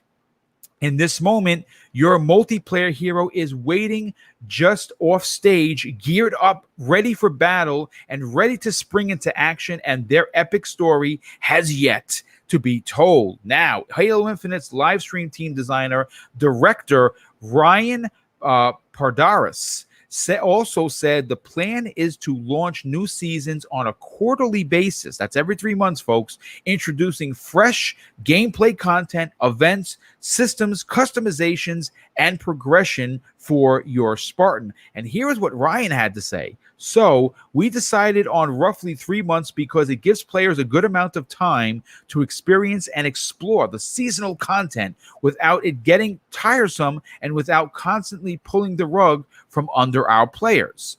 We want to ensure that there is always a fresh and fun reason to be playing Halo Infinite, but that the things they know and love will be around for more than a heartbeat. Joe, What do you think about this? Coming both from Staten and Ryan. Listen, I know you're hype. I can tell you right now, I'm not a multiplayer guy. I fell out. I became the single, selfish player experience thanks to Sony and Nintendo. But I'm coming back to Halo in a big way, and I can't wait. What do you think about it being called Heroes of Reach for Season 1? I like everything that we actually had an awesome roundtable on Season Gaming about our hopes, our fears for Halo Infinite, what we're expecting out of the story and such. It's a really awesome conversation we had with a whole big roundtable, and unfortunately Luke Lore was there, but it's neither here nor there. Poor Luke Lore. Yeah, he's like, oh, look at someone followed me for 343. It's like, okay, brag a little bit more, Luke. No one, I don't care, Luke. Shut up. Shut up, and I bet it was sympathy. But honestly, like, it seems like they're focused on in letting you know this is an arena shooter. This is Halo at its root, Halo at its core. Yes. The season pass that they're selling us doesn't seem to be like fickle throwaway bullcrap. Right. That's my one problem with Halo 5 is the way that they approach DLC. And the return of Big Team Battle. There's just so many things that's I'm my really joint, dude. That is where Boom Absolutely loves to play, because it's so big and there's so much to do, and these maps are going to be freaking huge, Joe. Oh yeah, so like I'm excited. I'm excited. They're saying the right things. Now they need to release at the right time. Yes, that is really where my only fear is, because you're right. Like, I'm a big Halo fan. Regardless of me owning a PlayStation, like, I keep this thing on me. You know what I mean? Like, I love Halo. Yes. So it's a reason why. Did you see the new statue today, Joe? Yeah, and like a dummy, I'm like, I think I'm gonna buy it. I bought it. Probably gonna buy it. He's shooting the by the end of the hooks, day, and he's holding an energy sword in his hand. I mean, who says no to that? I mean, my wallet and student loans, but like, nonetheless, I'm gonna do it. So yeah, I like what they're saying. They just really got to release smart, because like, you're right. Halo looks great this year. Like, it looks fantastic. Everything that they're saying is the right thing. Yes. But analytics don't lie. Like, numbers don't lie. Feelings often we get worked up on. When you look up Halo Infinite, right? At its peak, which was around June 13th, 19th, around the Halo or the big Bethesda showcase. Right. It peaked for sure. You look up Call of Duty, didn't even top it. Didn't even top it and there's nothing about Call of Duty right now. No. Listen, that's a scary thing. We have heard some things, Joe. That development on the new Call of Duty is pretty bad. Sure, but it's still Call of Duty. Like, this thing is, you just look at these SEO numbers, and it's called, like, Call of Duty, no matter even the worst one, which is an Infinite Warfare, right? Like, they will break their records annually and it's not like any good reason. It's not like I like Call of Duty, right? Like, I thought Modern Warfare was great. I think Black Ops, a huge step back. I'm not a big fan of Warzone. I'm not a big fan of like the Call of Duty space at all. Like, this is me talking as someone who wants Halo to succeed. When you take a look at these numbers, my God, it's frightening. And when you take a look at its peak when it launches, it's literally it's at 100. Like, you don't see that stuff. Right. This franchise is ginormous because it's annual. And that is the one thing that I fear for Halo. A lot of people are like, release it on its anniversary. I'm like, don't give me semantics. Give me the best way of you launching this. A lot of people keep saying September. Like, they think I'm saying September. Get ahead of it all. Launch in September. I made a video about it saying exactly that. And if you look at the timeline, when does which game come into Game Pass? There are only two gaps, and the one is September, and the other gap would be then in December. Pardon me. it would only make sense for them to bring it out there, because I don't think Call of Duty or Battlefield are the problem. The problems are the other partnerships that Microsoft And you know what? you got to think about that too. That's Absolutely. Right. That's a great point. You got Far Cry in October. You want to make sure you represent that well. Battlefield in late October as well. You want to make sure you're exactly. And some others might not have a proper release date yet. And so if you have a game that is a little bit flexible in its launch date, that you could launch it 3-4 weeks earlier or later, then you have to be respectful to your partners with that juggernaut that is Halo. Yeah. 100%. So like I think Halo could do it. And the reason why I'm like launch ahead instead of launch later, we have seen Halos that launch right after or right before a Call of Duty launch, right? Like we saw Halo 4 completely drop off the face of the earth right after Call of Duty drops. And again, Halo 4, very flawed multiplayer, the worst one in the series for sure. But like that, we seen it go up head to head. Now it's free to play now, which is great.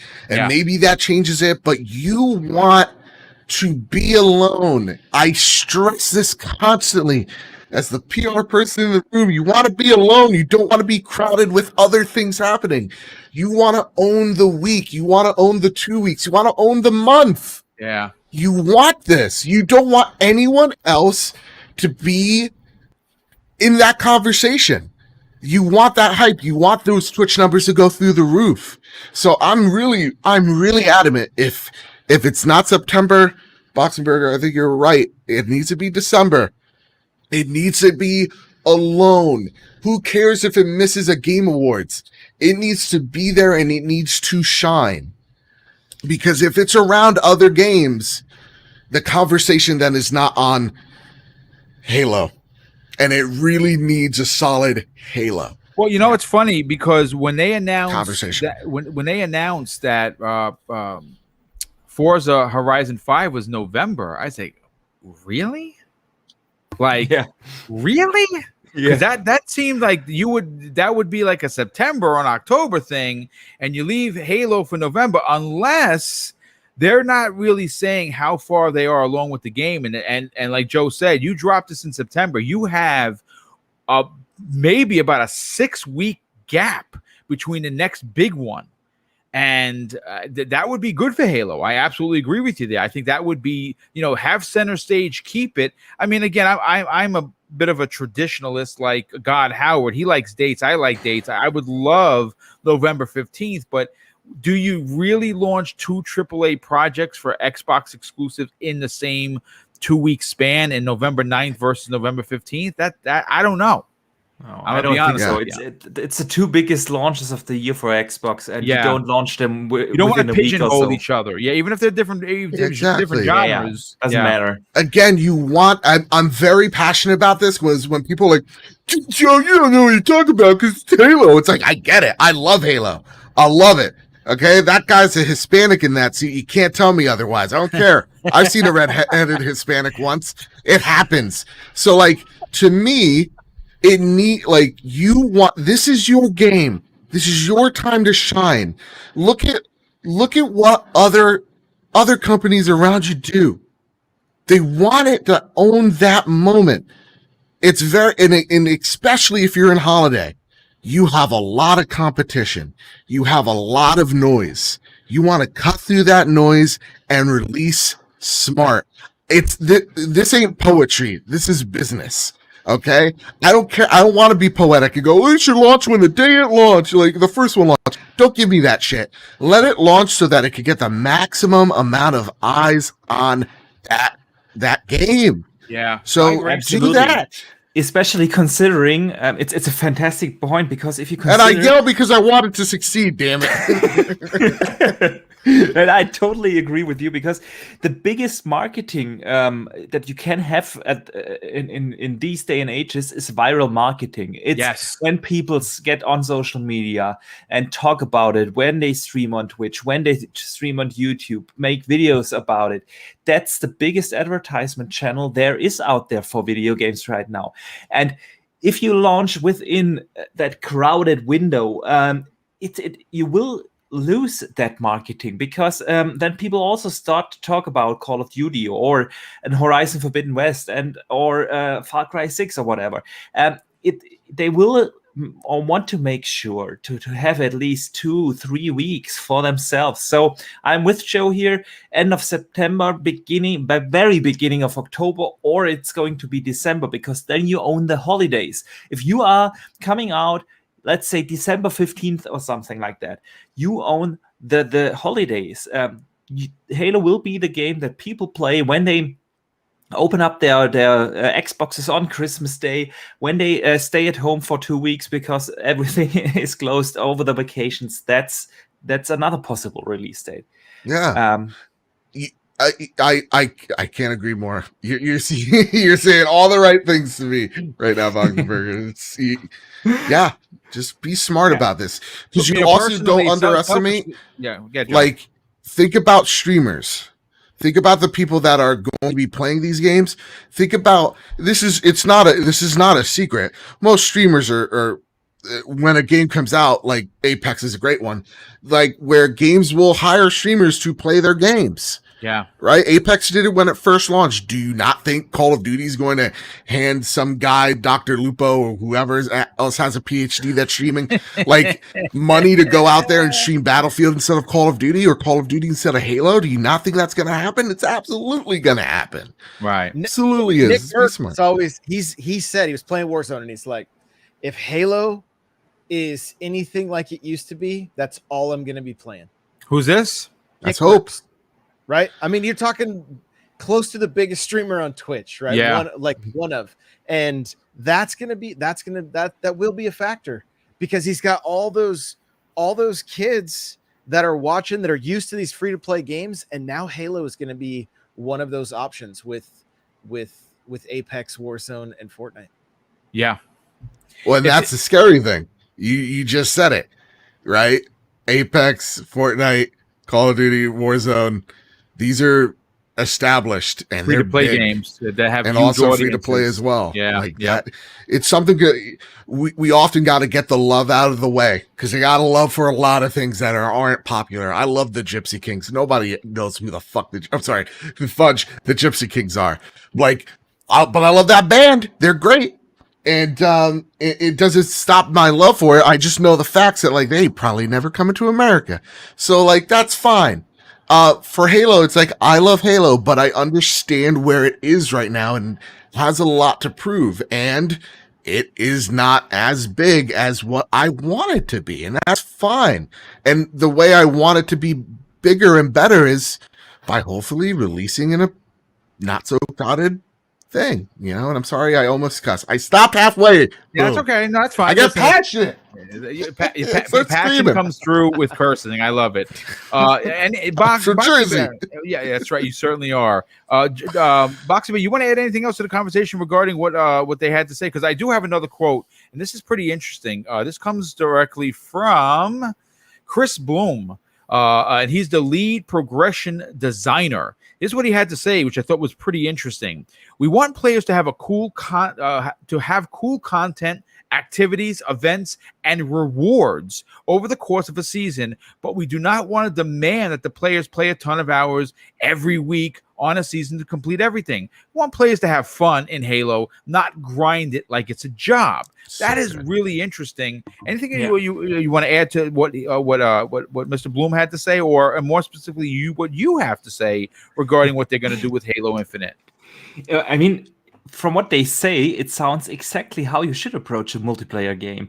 I think that's one of the things that turns me off from games like Call of Duty and even a Battlefield these days, because it just feels like I have to put in too many hours in order to enjoy it properly. And if they found a way, I can't think of a way how you do that, because you have to satisfy a customer like me who puts in probably, like, let's say 5 to 10 hours per week into that multiplayer game. And then you have to satisfy the other customers that put in like 60 hours a week. And they still need that sense of fresh content every 3 months. And so if they can balance that somehow out, that's awesome. If they found a way, I'm looking forward to learn how they do it. I want to say something on that first season, because I found it very interesting that they call that the Heroes of Reach, because it probably tells you a little bit what they want to do with these seasons. I mean, the Halo lore is so rich that there's so much they could touch into, and for them to start with one of the most beloved Halo IPs, put that as Halo games Reach, into the focus of the first season. That is quite interesting, and I think we will see a lot of different connections to the Halo games that we have come to love over the last years. That's quite interesting for me. Overall, I really like the messaging that they are going with that game. It's approachable. It's for the players that just want to spend a couple of hours a week and have a good time with it. It's made for them. It's also made for the hardcore Halo gamers. It's just, it's a fantastic messaging so far, and now let's see how they will deliver on that. Yeah, no, I absolutely agree, and I think listen. It's everything is done for a particular reason. That particular game, that the last 343. I mean, that's the game the last game done by Bungie was, of course, Halo Reach. Some consider that to be the best. I don't. My favorite is Halo 3. Will always remain that, unless, of course, Infinite takes its spot. But tugging on the heartstrings of a beloved Halo like Reach and opening it up with the new seasons with that's smart. That's definitely smart. I agree with you, Josh. What do you think about what they had to say? Because this is what I have to say that I really appreciate about 343, at least when it comes to the last couple of months, is the complete transparency with the fan base. Like, we're not just hearing from one of the heads of the studio. We're hearing from creative directors and designers of the game, and that everyone's talking, and I think everyone's getting excited. Where do your excitement levels go with what we just read? Well, let's see. My excitement levels, like I mentioned earlier, I started an entire podcast and whole new channel because of Halo Infinite, right? Like, we're talking all the socials, everything, because of how hyped I am for this game. I'm a huge Halo fan. I'm right there with Joe. Like, I could not be more excited. All my monitors are now switched to Halo Infinite wallpapers, and my phone. I mean, I love Halo. I love it. I just bought an energy sword lamp this morning, along with a new statue. I love that. I actually got. I'll go one step further. I'll give you violence. If you said I had to hit a small child in order to get in that beta, I say, show me the kid. Wow. Listen, no holding back. Let me get that fight test. Get out of here. I'll fight a bear. But I mean, it's Halo for me. Like, I bought both of my sons Master Chief Collection yesterday on Steam, and I actually got a little bit emotional thinking back on all the campaigns that we played. They're actually going to join me for an episode of the podcast, because that's dope, dude. My son went to my oldest went to the Halo 3 midnight release, and he heard people swearing in line, and he was like, Dad, I can't believe they're saying that. Like that's, but I mean, it's always been like, you got a big guy in the front of the line threatening to punch a kid in the face. He's like, I'm the only kid here. I'm scared. And so, like, it's almost, if not more important to me than like Nintendo. Like, Halo has a huge pull for me. And when it comes to 343, this is what I will say about that studio. They may be the scrappiest studio in games, because they have no quit, right? Master Chief Collection is proof that they have no quit. And look at that game now. Look, I'm actually investing most of my game time in MCC right now, and doing the seasons and unlocking stuff and having achievements. With my nephew this morning, I played through the first level of Halo, I killed my 1000th grunt, I think, in that game, right? That achievement popped. And 343 stuck with Halo 5. They're still talking about the esports, right? And Halo 5 leaned very heavily into esports. They just put out an article yesterday saying it's going to be no different with Infinite. Yeah, And I read that as well, and you know what? I love the tenacity and in their confidence on that. It is going to be an important game in multiplayer for gaming. I love it. That sentiment is incredible, and I will go as far as I don't disagree with Joe whatsoever. This game needs to pop at launch, but you know what? A year from now, they're still going to be doing everything they can to continue getting this in front of people. And I will even say right now, with the momentum that Xbox has, the best thing for Halo is that it got delayed. I agree 100%. Yep. Because now you've got so many, I know I just checked. I'm looking at the numbers right now. The Call of Duty multiplayer reveal trailer, 7.8 million. Infinite 2.5. That's a big difference. But if that was a year ago, would that have broke 1 million? Yeah. I don't know. But right now, everything with Halo or everything with Xbox is hot. Halo's going to be right there. I don't see this I really think they are going to do whatever they need to carve out their spot in the market. And I'm hoping that there's some BR fatigue, right? Little battle royale fatigue, and Halo could be a breath of fresh air to Apex and Warzone. Those games are great, don't get me wrong, but but also even the monetization strategy, that it seems like it's going to be more affordable.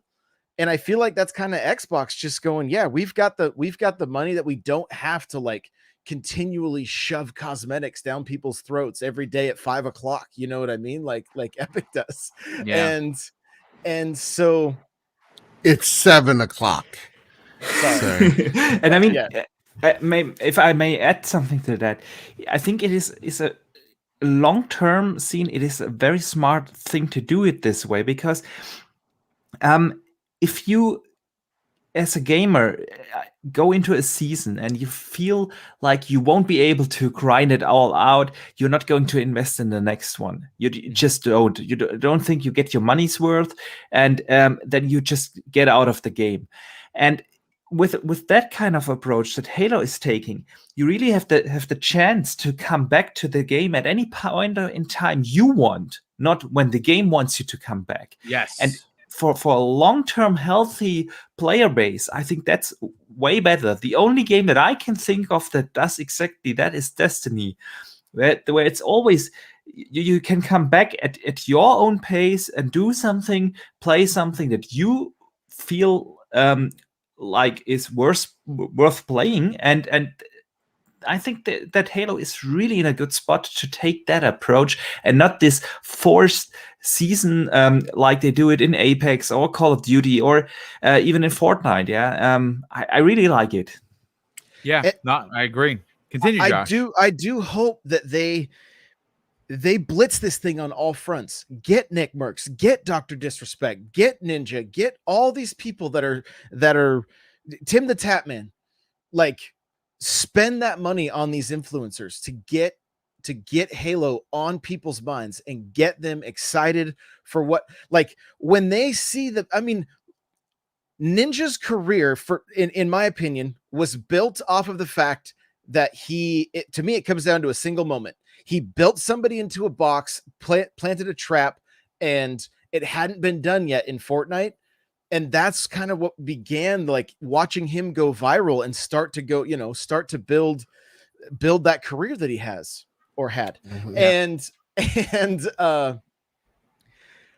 I want to see those plays showcased within Halo by those people. I mean, and honestly, if people paid attention right now on Twitter, there are still people that are doing crazy, watching warthogs just flip through the air for miles and miles.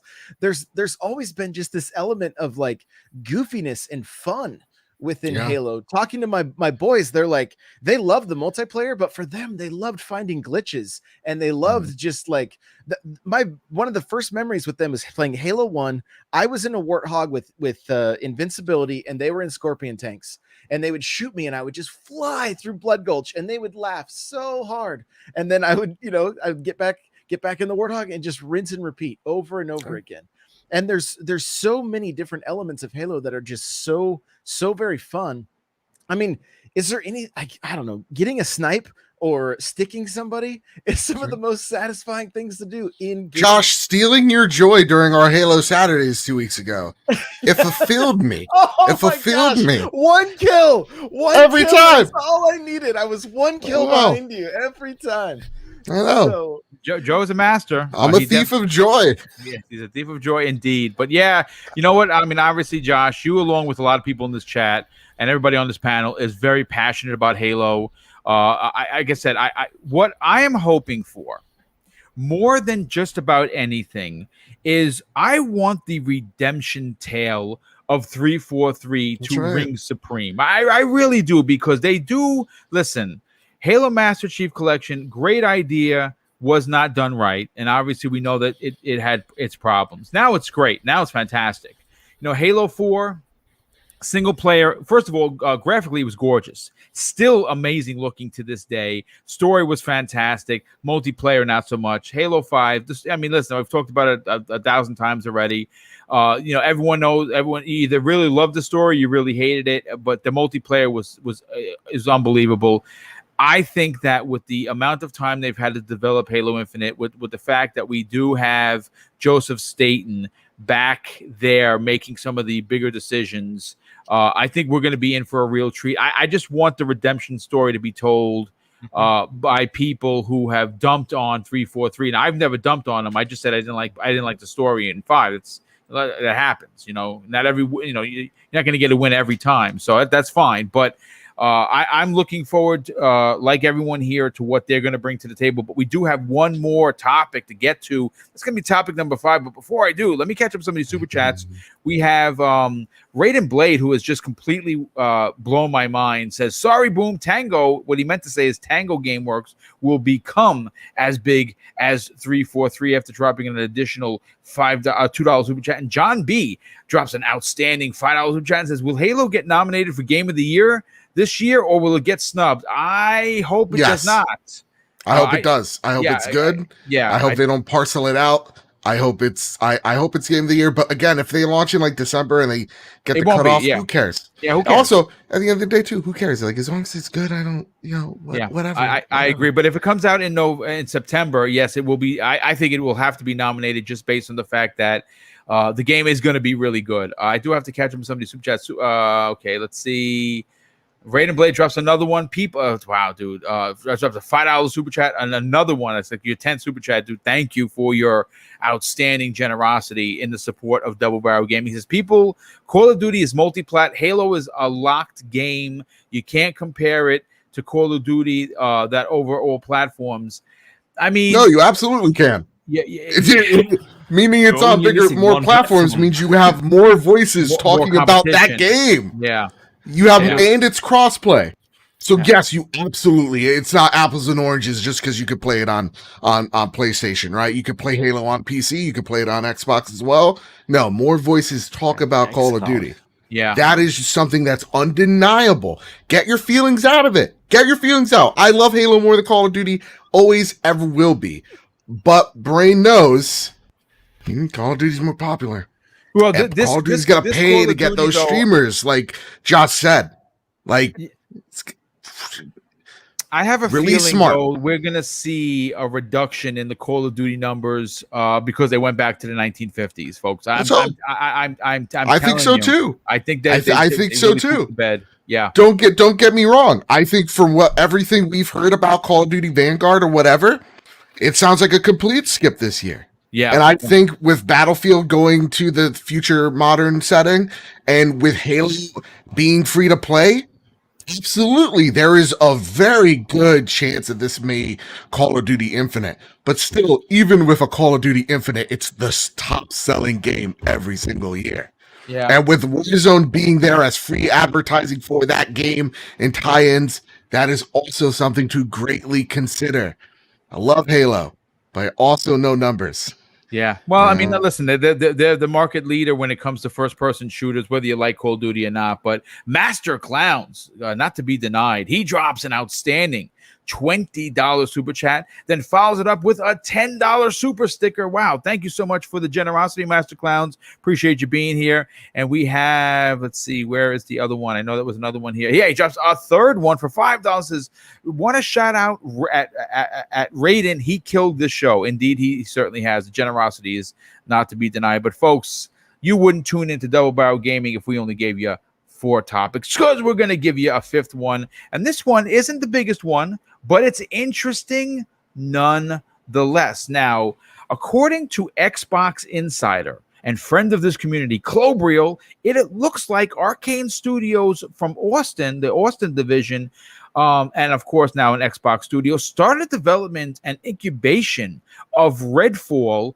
around August of 2017. Now, if everything stands the way it is, if Redfall makes its summer 2022 release, the game will have been in development for 5+ years. That's full production, what we're talking about. Now, what's very interesting is that Redfall was started around the same time that they released Praise DLC called Moon Crash, and that released in 2017. Now, more data from Timru222 of Twitter, who provided documentation regarding a senior level architect within the company who had his resume say that they were starting Redfall in 2017. Now, we do know that Bethesda themselves, Bethesda proper, are normally not showing games, even if it's a trailer, without it being close to being released. Now, obviously, Starfield's a bit of an exception to the rule, because that's not coming out until late next year. But I have a feeling that Redfall could be one of those games, Joe, that we see released in the first quarter of 2022, considering that it's been in development for over 4 years. What are your thoughts on it? Are you excited to play Redfall? Do you think that it could, again, fall into that Bethesda way of releasing games, showing games like it around like in April, you think? Yeah, maybe. Yeah, I'm thinking April. Yes, first quarter. And they say they still have some stuff they haven't really talked about either, right? I'm gonna say this. It's interesting because I've heard some people talk of how Game Pass changes how you promote a game and release a game. So most people don't know, but most release dates are bullcrap. They just want you to pre-order that game. Right. So when you see perfect example, God of War 2021, right? Who's believing that? Who believed that? Not me, but a lot of people did. And probably a lot of people went out and pre-ordered that game, right? So whenever you see a date for a game, you could typically think it's going to get pushed back still. And of course there's games that really, and bam, they don't have a problem. But yeah, some do just for a pre-order, for sure. That being said, now that you don't have to go out there and pre-order stuff and all you have to do is be excited for Game Pass, how does that change how we view when a game needs to release or show their release date, right? Yeah. This, I think, gives those people a little bit more leniency of well, we don't have to release it. We just could give you a vague window. Again, summer 2021. What does summer mean? That's anywhere between May or September. So it gives you a window of we're releasing around, throw a dartboard at there. Typically, I would say that's June, July, and August. That's what I consider in the gaming industry the summer. Everything in between February and May is typically called spring, and then spring, right? Mm-hmm. And September, October is then fall, and September to November is then the holiday season. Even though September isn't holiday season, but it's the wording that is used in the industry. Yeah. So I definitely think that Game Pass changes that up a bit, because that's it.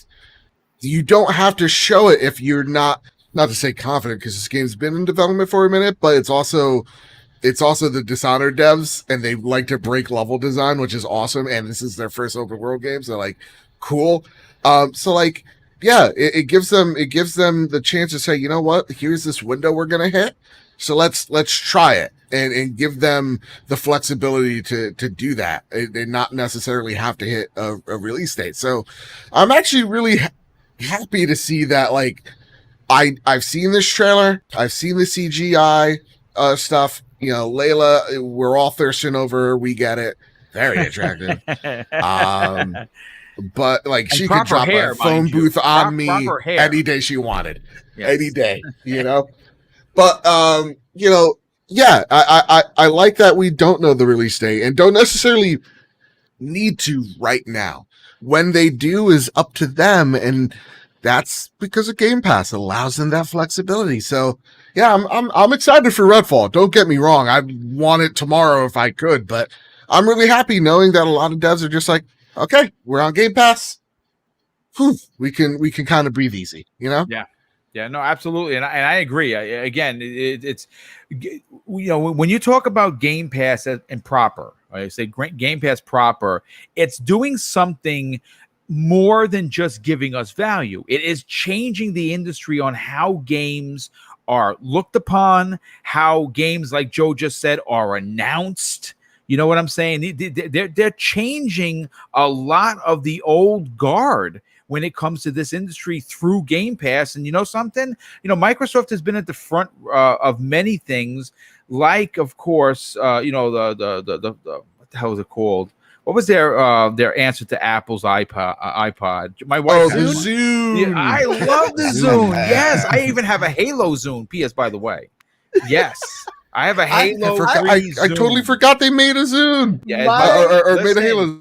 My wife still has the speakers that you plug the Zune into, and she listens to her music. She's old school like that. So, yeah, she still loves her Zune. But this is one of those instances that Microsoft got in front of this, and they're really changing all the games. But Archimedes, let's get your opinion about this. Would you like to see Redfall release in the first maybe 4 months, maybe an early April release for this game? I think that would be perfect. And obviously, you know, you've always talked about games being in development for too long could potentially be problems. We know that this game has been in development for well over 4 years. What are your thoughts on it? Yeah, well, I mean, since the trailer literally said summer 2021, I don't think it's going to be April around that time. I still think that they will have 1 or 2 surprises up their sleeves that will come out in the spring, but it's not the ones that they have already set a release window for. Yeah. Okay. We know that Microsoft wants to release a major AAA game from their first-party studios every quarter. Yes. And we already have a good idea of what could possibly release next year, even though confirmed are only Redfall for summer and, of course, Starfield in November.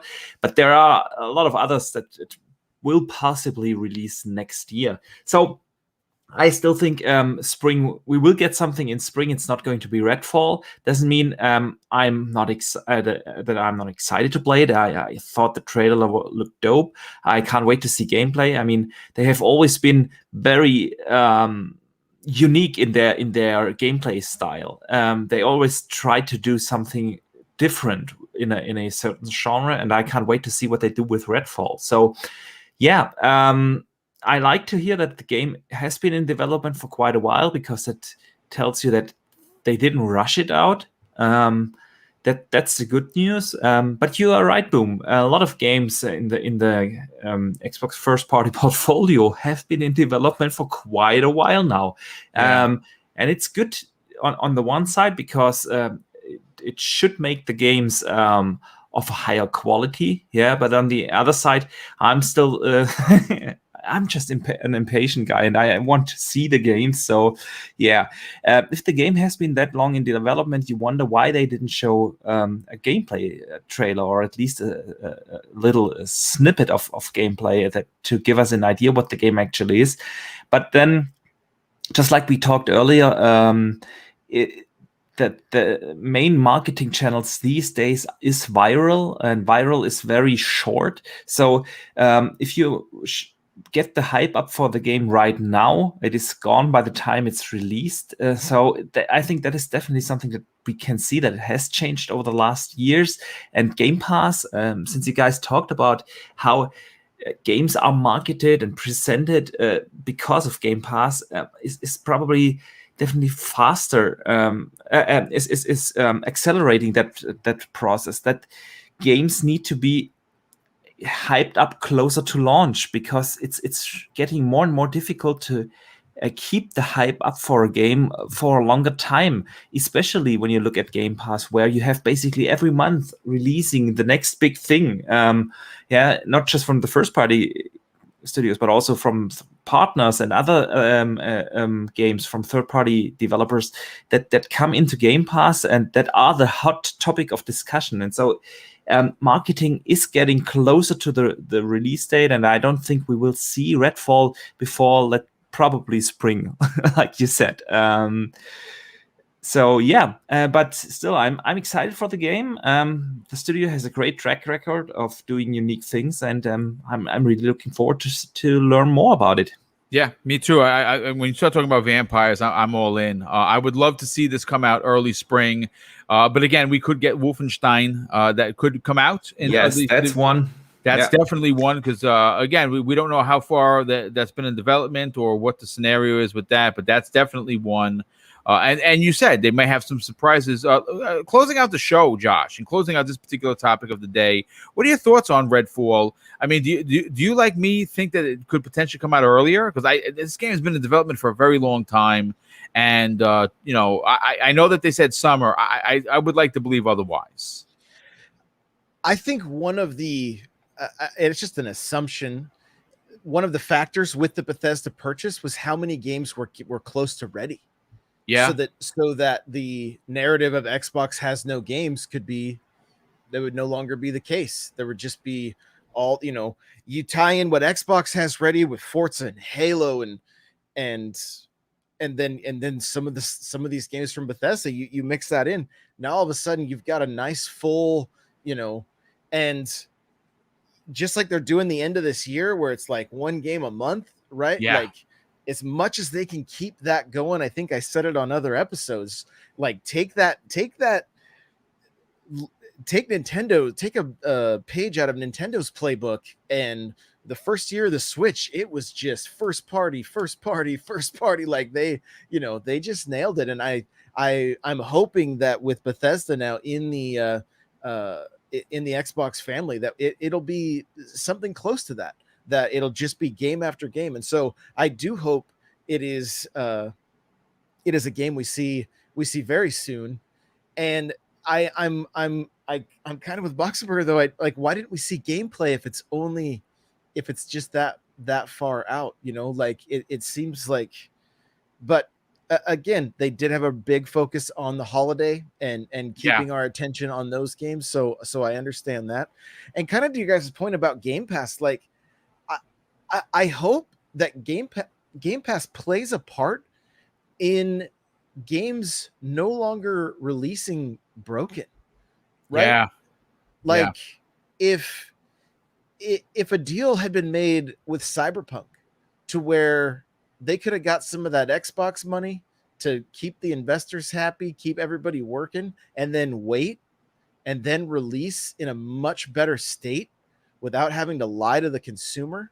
Like there's so, like, we keep going back to Game Pass, but there's so many things. Yes, as a physical collector, I understand it sucks, right? You're probably going to lose out in some cases on getting these games physically. Not all of them. Some of them are still there. You can still go buy Outriders. You can still buy the Forza games. I mean, I'm pretty sure everybody sitting here is going to try to buy the legendary edition of Halo Infinite. Right? Oh, hello. Damn right. It doesn't matter if it's on Game Pass. Like, we're still buying it because we're fans. And so, but I do think there are things that, like, it can allow devs to breathe and work normal hours and put out a product that they're happy with, and that people have no problem then buying after the fact, or like we saw Outriders sold so well on Xbox. and it was on because I think some people were like, I want to make sure I have this game long term and I get my discount having it on Game Pass, right? So it's a win-win. And so I really like, again, there's people that are like, I don't want to just rent my games or whatever, but like I do feel that it can start changing the landscape so that devs can take the time they need and hopefully have the resources they need so that we can get the games we don't have to complain about but just enjoy. I don't know why, Josh. I don't know why I'm so like passionate today. But when I heard you say renting games, because that's one argument we hear all the time, I'm like, you know what? Well, I'm renting Loki right now, and I'm really enjoying that show. Episode 4 was phenomenal. Oh my god! Right? So like, good. If that's what renting means, I'm all for it. I'm all good for rent. Yeah, no, I absolutely. Listen, folks, this has been one hell of a show, man. We had almost 400 people here today. I want to thank everybody for tuning in. Of course, I have 2 more super chats from Raiden Blade, who has completely. This guy. It's just you're gonna make him bankrupt, Boom. Yeah, I feel bad. He said he drops two $2 super chats. The first one says Soul Star just said that Jeff said Kojima has to Xbox. I guess maybe means So that's the deal has been finalized. It's finalized. Yeah, we're going to talk about that. Make something weird. Yeah, and it's going to be great. I cannot wait to play it, especially when he's emailing me. Hopefully, it's one of those voice emails I could record and say, yeah, I spoke to Kojima. Yeah. Raiden Blade just another one says, just making up for all the shows I watch. Well, thank you, brother. Definitely appreciate that. And our good friend of the community and of this channel, Lady Foxfire, drops an outstanding $5 super chat. Darling, thanks so much for being here. She says, great podcast, everyone. I can't wait for Halo. Life is Strange and all the awesome Game Pass games. Thank you for all the news. We appreciate it. Well, thank you for being here, darling. Definitely appreciate you, what you do with this community. And with that said, let's do the outros. Get everyone out of here so you can finish off your Thursday. Hopefully, you're playing some games. We'll start with first Boxer Bear. Listen, good friend of mine, good friend of this community. He just dropped a video talking about Xbox in the best way possible. If you didn't already watch it or retweet what I put out there, shame on you. Get out of here and go watch his video. Archimedes, tell everyone about your channel, about how hard you work on it, and more importantly, where can people subscribe to it? Yeah, first of all, thank you so much for that outstanding compliment. I have a little YouTube channel. I just put up a video about the big Phil Spencer interview, talking about all the important things that came out of it. So after that show, definitely go over to my channel at Boxenberger. You can find the link here in the description of Boom's podcast if you don't already have me subscribed. So yeah, definitely check that out. I'm also working on another one. It's going to be an original topic that I will probably release early next week. Even though I'm on vacation next week, I will try to prepare everything so that I can finish up the editing on my laptop on vacation and then upload it early next week. It's going to be a fun one. But yeah, Boom, thanks again for having me on the show. I am always having a blast here. We had some awesome discussions here today with Joe and Josh, of course.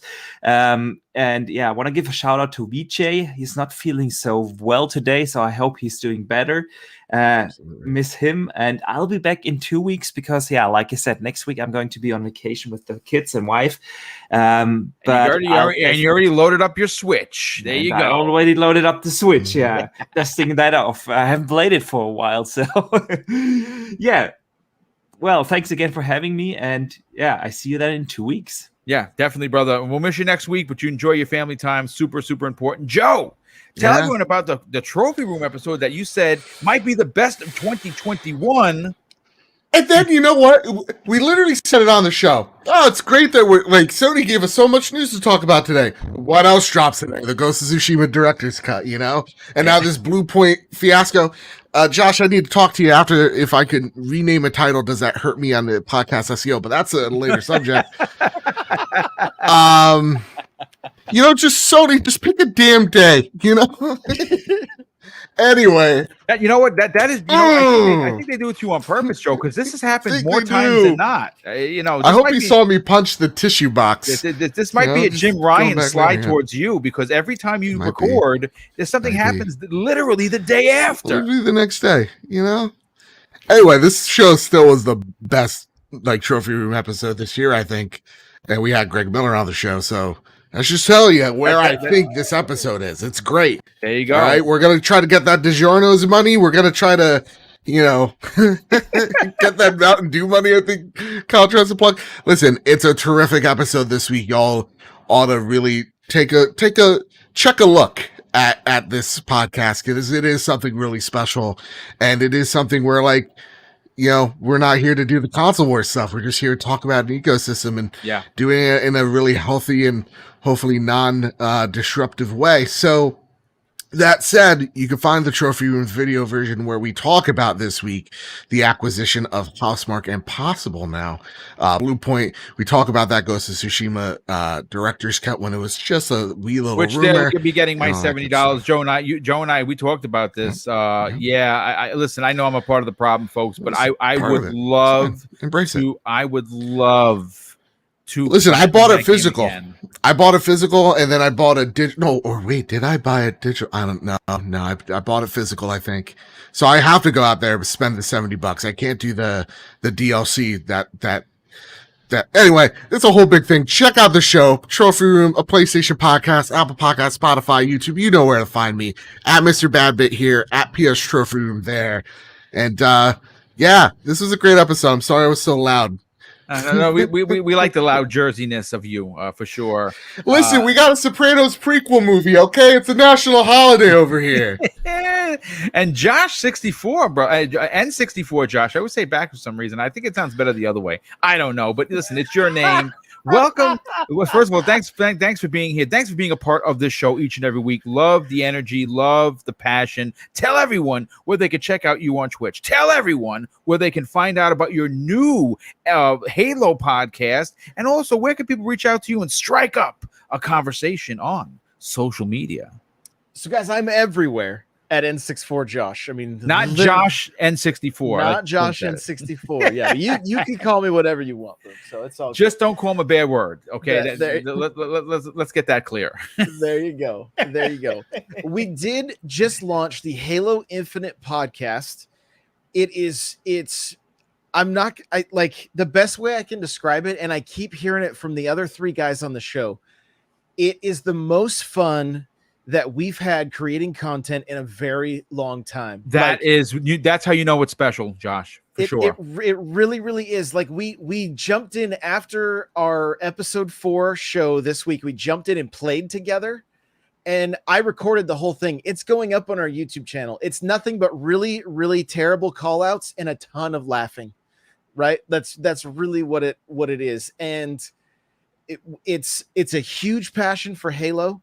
It's combined, it's like probably 30 plus years of content creation experience between all of us combined. So it's been an onslaught. We have a TikTok with over like 40,000 views already. Wow. Right? Like we have a tweet that has over 128,000 impressions. Like it's just been something that is so much fun. And it's something that I'm kind of just wanting to really, really pour. I had started doing the Xbox Now stuff because I was excited to be in the ecosystem. And then after E3, I was like, you know what? I just want to get really laser focused on Halo. And that's what we're doing. We record tonight every Thursday at 9 p.m. Pacific. It's a late night show. We do late night games. We're slowly growing a Discord. It's just about playing Halo, having a good time, and just doing what we love. And so it's been a great run so far, and we're just getting started. So that's at Halo Infinite Pod on Twitter, Instagram, TikTok, Facebook, all the places. Website coming soon. We don't have the vanity URL yet on YouTube, but it's coming soon. So if you guys are stoked about Halo, please check it out. Yes, absolutely, and that's a great. And you're getting in on the ground floor. Halo is going to be a big talking point, and you're just the guy to do it for sure. Can't wait to hear what you have to say, you and your co-hosts as well. But listen, folks, great show. Want to thank the incredible, generous super chats that have come in. Listen, this show is powered by the people, and I cannot thank you enough for the generosity that's constantly thrown our way. And of course, that's why I just continue to push out the content. The 4 shows a week is something I love doing, and I'm really Very happy that people are enjoying it as well. Of course, I'm going to close out today's show with something that's important to me. Hopefully one day it'll be important to you. And that's something that my dad taught us when we were kids. And he said, son, treat others how you want to be treated. And also, it doesn't cost anything to be nice. You live by those rules, and I can guarantee you, you're going to have an awesome day. So take care, everyone. And we'll see you tomorrow morning at 10 a.m. Eastern Standard Time on the newest episode of Breakfast with Boom. Guests are pretty awesome. I'll be doing a tweet momentarily to tell you who is going to be on that show. Take care, everyone. Enjoy your day and have fun gaming.